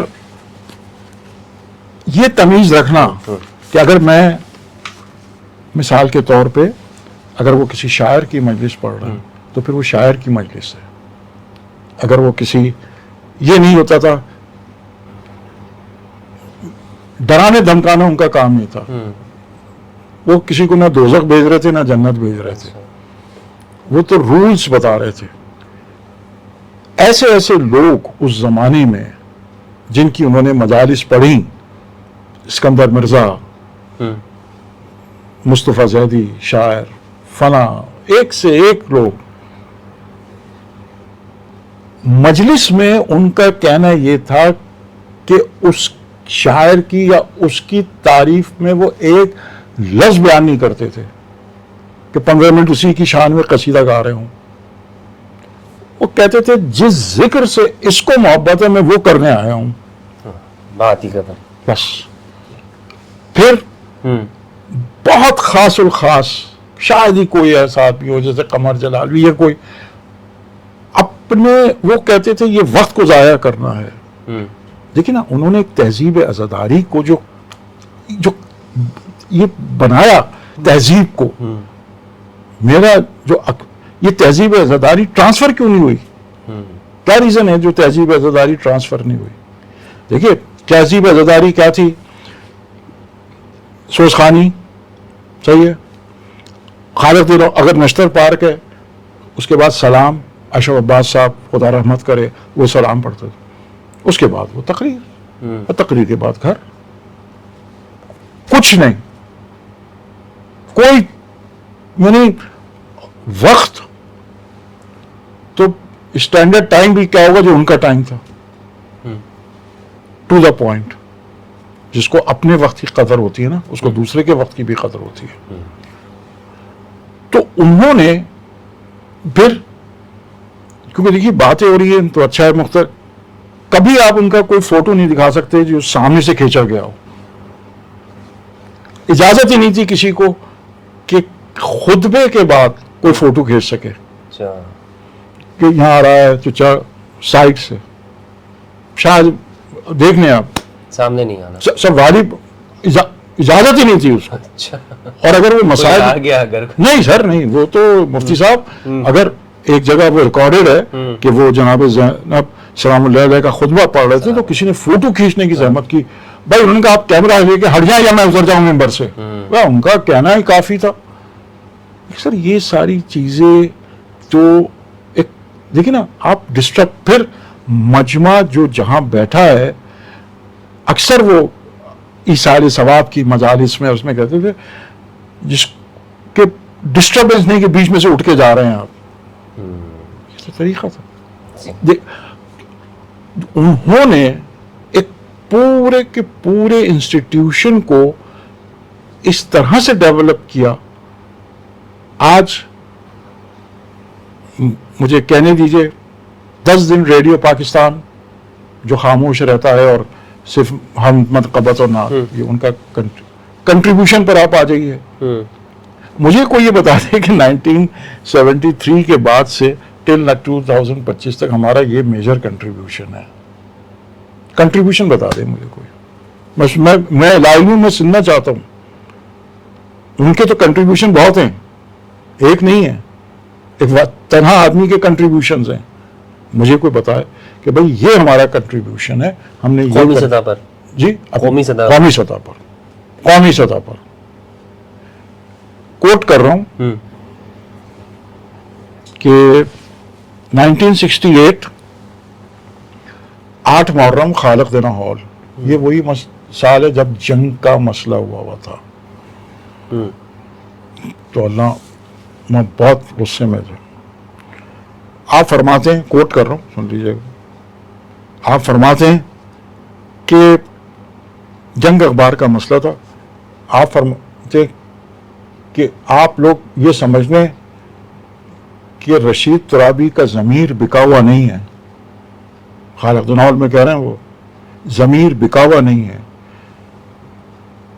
ہندوستان میں مجھے بہت کچھ دیا جا رہا تھا، वजारत दी जा रही थी, मैं छोड़कर आ गया। यहाँ अयूब खान का दौर था, आपका सदर बहुत कुछ दे रहा था, मैंने ठुकरा दिया।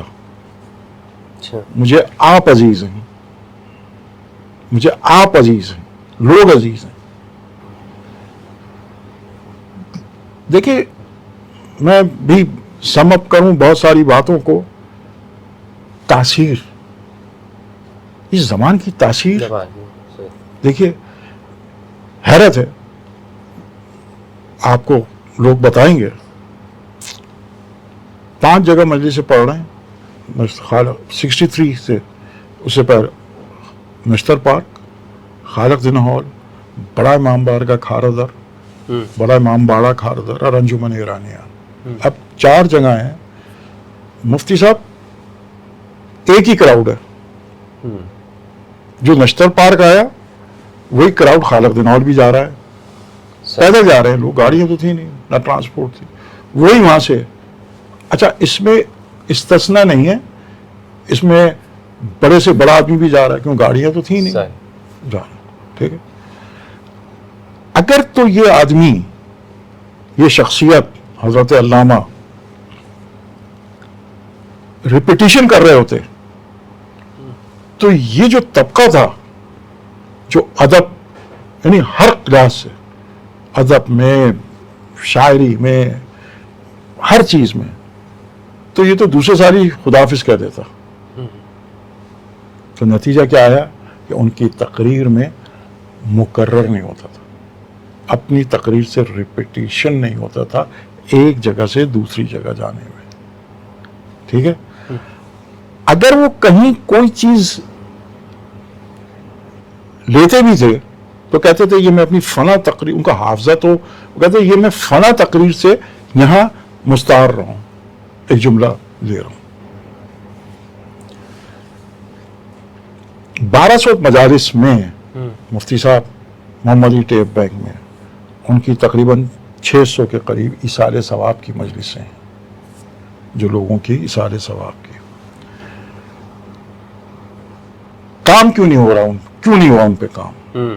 बुनियादी बात तो ये काम आए।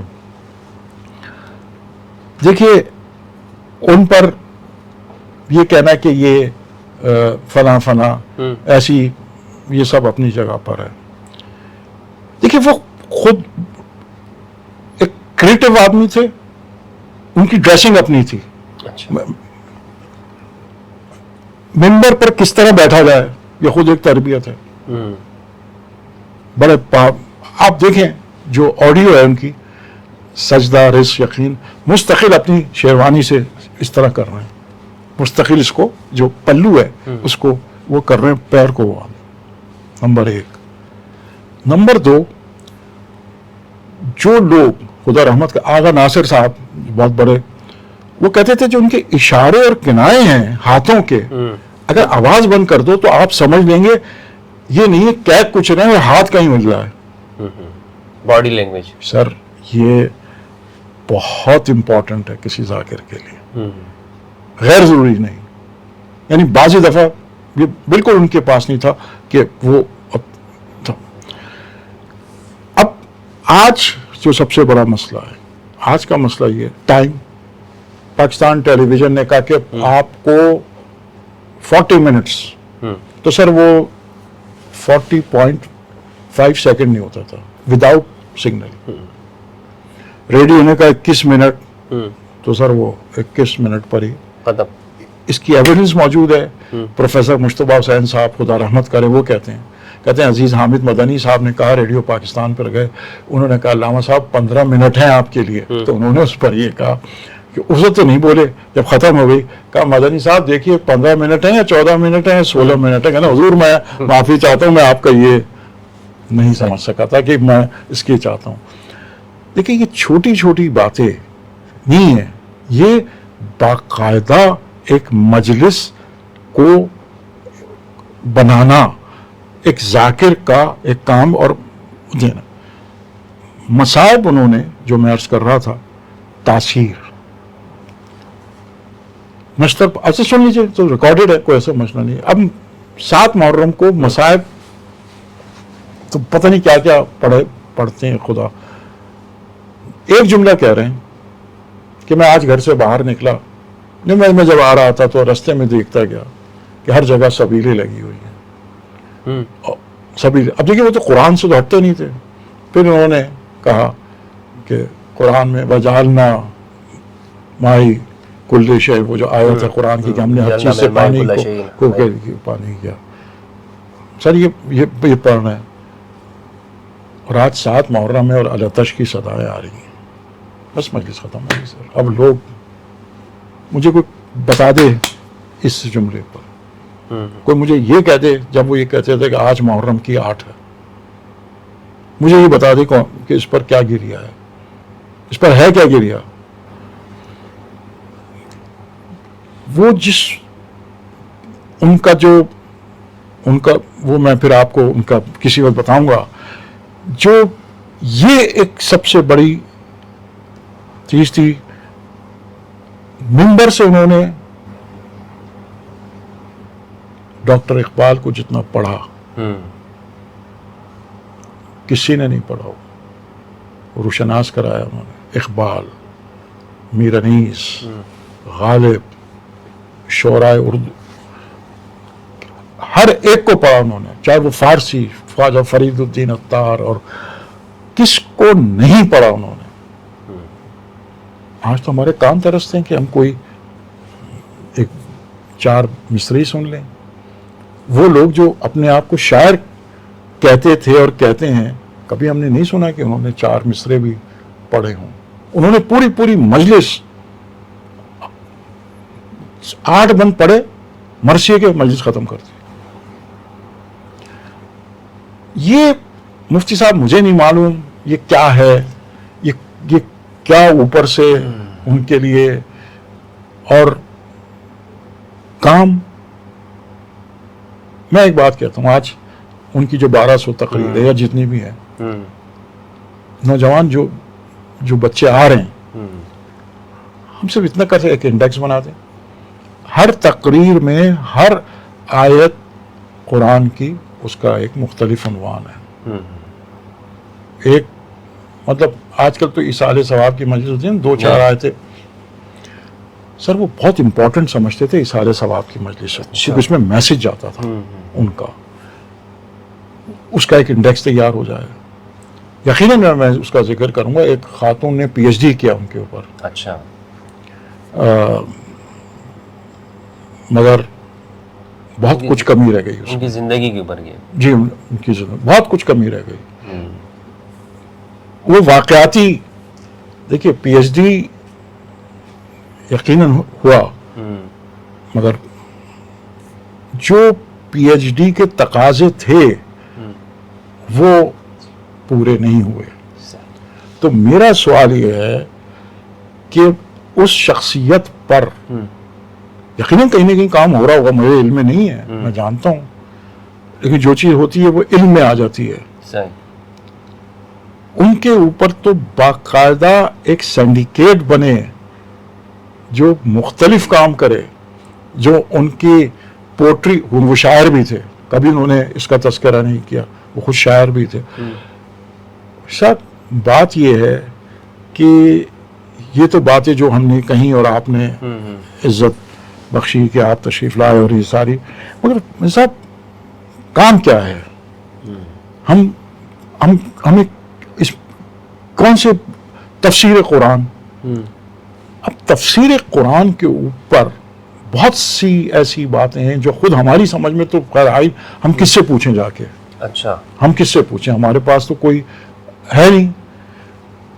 کام کرنے کے لیے ایک صحیح ڈائریکشن کے اوپر آج ایک نہیں، یعنی وہ سبجیکٹ، یعنی جیسے میں نے آپ سے شاید عرض نہیں کیا کہ 1957 میں جو اشتہاد کانفرنس ہوئی بین الاقوامی، اس سے بڑی اشتہاد کانفرنس اب تک نہیں ہوئی، جس میں پاکستان سے علامہ رشید ترابی اور مولانا مودودی تھے، اور مولانا علی نقن صاحب انڈیا سے تھے.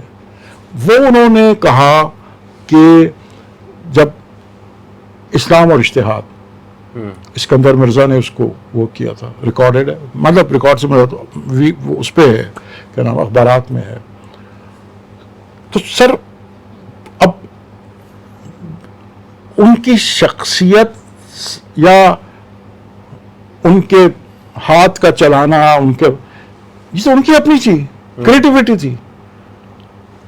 فائدہ یہ اٹھانا ہے کہ انہوں نے جو بات کہی اس سے آگے کی کیا بات ہو رہی ہے. صحیح. اسلام اور حقوق بشر ان کا آخری اشرا تھا نشتر پارک کا. اسلام اینڈ ہیومن رائٹس جو چارٹر ہے یونائٹڈ نیشنز کا، اس سے آگے ہم کہاں گئے. دیکھیے استفادہ حاصل کرنا بری چیز نہیں ہے، ٹھیک ہے. میں بھی بہت اچھے سبجیکٹ رکھ سکتا ہوں، تو کیا میں اس قابل ہوں کہ اس پر بات کر سکوں؟ تو انفارچونیٹ اور یہ ہوا، دیکھیے اتنا اثر ہوا ان کا، شاید یہ آپ کی بھی نالج میں ہوگا، کتنے لوگوں نے اپنے نام کے آگے ترابی لکھا. آزاد کشمیر کے صدر ہیں عبدالرشید ترابی، ان سے پوچھے آپ نے کیوں رکھا تھا؟ وہ کہیں گے اس لیے رکھا تھا علامہ رشید ترابی پر. اچھا. آپ پوچھ لیجیے ان سے. اب تو اسی طرح فلاں ترابی، یہ ٹھیک ہے، یہ ان سے محبت ہی ہو جائے. محبت تھی. اچھا، یہ جناب ابو تراب سے نسبت؟ نہیں. اچھا. انہوں نے کہا یہ ہم نے ہم نے تو اس شخصیت کے اوپر کہ صاحب وہ ترابی، ظاہر ہے کہ وہ بھی ہوگی، لیکن یہ انہوں نے کہا. سر بات یہ ساری کہ جو کس کے پاس آدمی، کیونکہ آج بہت بڑا مسئلہ یہ ہو گیا کہ آسانی سے اوور نائٹ آپ کوئی بھی چیز کو کریٹ کر دیں، سوشلائز کر دیں، کوئی نیگیٹو بات کر دیں، کوئی وہ سب اپنی جگہ جو بھی ہے. لیکن جو پھر آج بدقسمتی سے مجھے پھر غلام مرتضیٰ ملک صاحب وہ کہتے تھے آج مسلک پڑھایا جا رہا ہے، دین نہیں پڑھایا جا رہا. مسلک پڑھایا ہے، دین نہیں پڑھایا. یہ اس میں ساری اس جملے کے اندر سما دیا ہے آپ نے. مسلک پڑھایا جا رہا ہے، دین نہیں پڑھایا جا رہا. کاش ہم اس طرف آ جائیں. جو لوگ ہیں جن کے کام کرنا، ہم تو سننے والے لوگ ہیں سر، ہم نے تو سننا ہے.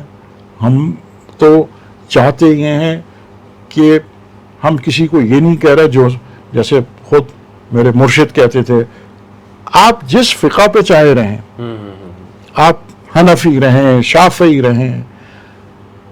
سر میں آپ کو یہ ریکارڈ کر کے بتایا تھا، مفتی صاحب وہ یہ کہہ رہے ہیں اپنے گھر میں بخاری رکھو، پڑھو، بنس روڈ پہ مل رہی ہے فلاں کی. سر آج تو ہمارے کان کے کون سی کتاب، آج میں کوئی کتاب کا میں نے نہیں سنا کہ کوئی کتاب کہ بھائی کوئی کہہ رہا ہے یار یہ کتاب پڑھو، یہ کتاب. اس زمانے میں ایک تھوڑی وہ کہتے تھے یہ. اب دیکھیے وہ بخاری کو کہہ رہے ہیں یہ بخاری 1967 حوالے بھی دے دوں آواز میں، سیکنڈ تقریر ارشادات نبوی کا موقف اور اسلام، اس پہ وہ تقریر کرتے ہوئے کہہ رہے ہیں کہ آج تو اردو میں چھپ گئی ہے. جو اس کو مانتے ہیں اور جو نہیں مانتے دونوں کے گھر میں ہونی چاہیے تاکہ آپ کو معلوم ہو. حدیث سر یہ میسج کون دے رہا ہے؟ آپ ماشاءاللہ ہر جگہ جاتے ہیں. میرا صرف اتنا ہے کہ ہمیں ریویو کرنا چاہیے، علم کو فروغ دینا چاہیے، علم کو فروغ دینا چاہیے. یہ ریویو کی یہ دیکھیے کیا سیاست پر وہ بات نہیں کر سکتے تھے؟ کیا نہیں کر سکتے تھے؟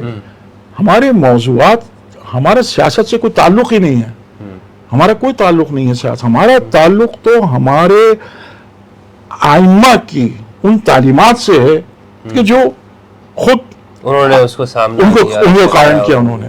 آج ہم ایشوز پر اگر بات کرنے شروع ہوں تو ابھی بھی میں سمجھتا ہوں کہ اتنی چیزیں ہیں کہ ان کی بہت ساری چیزوں کے اوپر بہت سارا کام.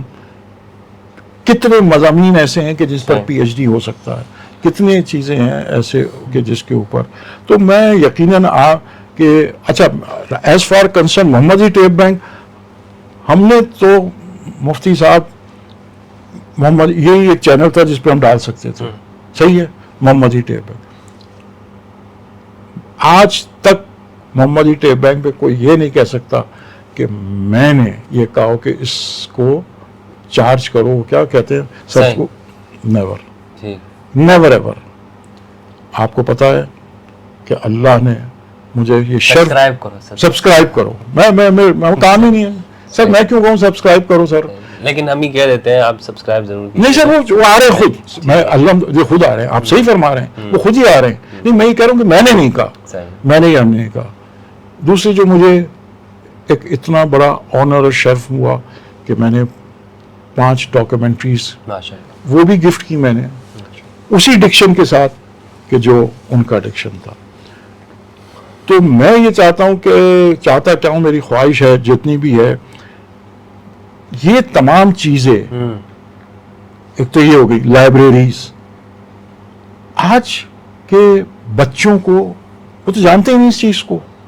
وہ لائبریری کی کیا, میں بھی تھا کراچی سے باہر, اور کیا ہوا ان کا, میں مفتی صاحب, میرے ایک دوست نے کہا کہ جاؤ اور فلاں, میں گیا اس کے پاس فلیٹ میں نے کہا یار تمہارے والد ریکارڈ کرتے تھے, یہ کہنے کا ہاں وہ ریکارڈ کرتے تھے. ایک کمرے میں انہوں نے ترابی صاحب کو بند کیا ہوا تھا, جس دن انتقال ہوا سب باندھ کے نیٹی جیٹی پہ پھینک دیا. یہی حشر لائبریریوں کا ہو رہا ہے, چاہے وہ پاکستان کی لائبریری ہوں یا وہاں ہوں.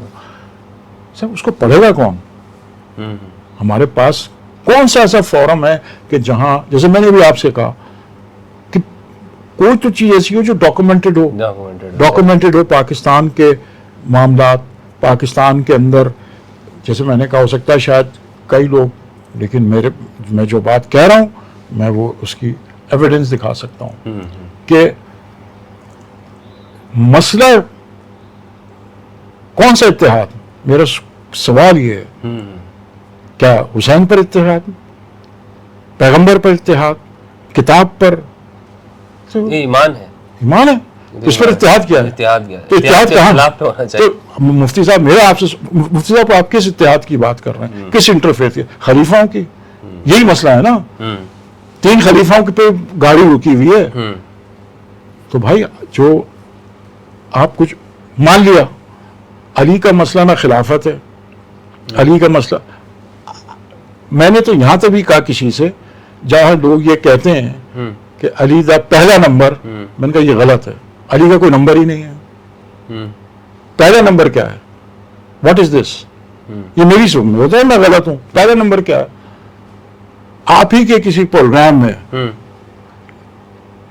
حضرت مولانا انور نجفی صاحب نے کہا تھا, خدا رحمت کرے اور ان کے اوپر ان کا سایہ رکھے, انہوں نے تو کہا, ان کا بھائی یہ تو مسلمات ہیں, یہ چیزیں تو مسلمات میں سے ہیں کہ نہ کسی کا پہلا نمبر ہے نہ کسی کا آخری نمبر ہے. ہم اس پر کیوں بحث کریں؟ اب آ جائیے, اب اتحاد کس بات پر ہے؟ اس کے علاوہ اتحاد کس بات پر ہے؟ اچھا اگر اتحاد ہے تو خود ان 4 مسالک کا مسائل ہیں, ان 4 مسالک میں اپنے جو بھی ہیں مسائل. دیکھیے سر, جو میں یہ سمجھتا ہوں, جو آپ حنفی رہیں, مالکی رہیں, شافعی رہیں, کچھ بھی رہیں, اور وہ تو بس حب آل بیت سے محبت, اور آپ نے جو وہ ٹرم استعمال کی, اور جو ٹرم نجفی صاحب نے کہ یہ جو فقہ ہے یہ آل فقہ العال ہے, فقہ العال, فقہ العال, بس یہ بات ہی ختم ہو گئی, بات ہی ختم, یہ بات ختم ہو گئی جو بات کی. تو دیکھیے یہ وہ چیزیں ہیں, باقی تو اپنے کرنا, اور یقیناً ہم بہت ساری باتیں جو بہت آپ سے استفادہ کیا حضرت, بہت آپ کا شکریہ. آپ نے اتنی بڑی عظیم شخصیت کے حوالے سے آپ نے گفتگو کی, اور میرے خیال میں کہ یوٹیوب کی تاریخ پر بھی یہ غالباً یہ پہلا ایک تفصیلی انٹرویو ہوگا کہ جس میں ایک ایسی شخصیت کے ساتھ انہوں نے گفتگو کی, اور اس شخصیت کے بارے میں کہ جنہوں نے پاکستان کے اندر ایک تاریخ مرتب کی ہے, ایک پاکستان کے اندر ممبر کی, اس ممبر کو ایک نئی جہت دی ہے. اور پاکستان میں جہاں پر حضرت نے کہا کہ انٹرفیتھ کس بات پر, تو میں یہ سمجھتا ہوں اس میں ہماری مختلف اکائیاں رہتی ہیں, مختلف مسالک اور مذاہب کے, اور یہ برصغیر پاک و ہند کا خطہ وہ ہے جہاں پر جو تہذیبوں کا گہوارہ ہے, ہم آپس میں ایسے رہیں کہ اپنے اپنے عقائد پر مضبوطی کے ساتھ رہیں. میرا جو عقیدہ ہے میری مرضی ہے، لیکن میں دوسروں کے نظریات کا احترام کروں گا اور بات کروں گا، تاکہ ہمارا یہ پاکستان یہ خوبصورت رہے، دنیا میں ترقی کرے، دنیا میں قیادت کرے امت مسلمہ کی. حضرت بہت شکریہ اگین آپ کا اور آپ سب کا. دوستو اس حوالے سے اگر آپ کی کوئی رائے ہو تو آپ کمنٹ میں ضرور رکھیے گا، انشاءاللہ عز و جل اس پر انشاءاللہ مزید بھی آپ کے سوالوں کے جواب رکھیں گے. اپنا اور اپنے پیاروں کا خیال رکھیے گا. پاکستان زندہ باد. السلام علیکم.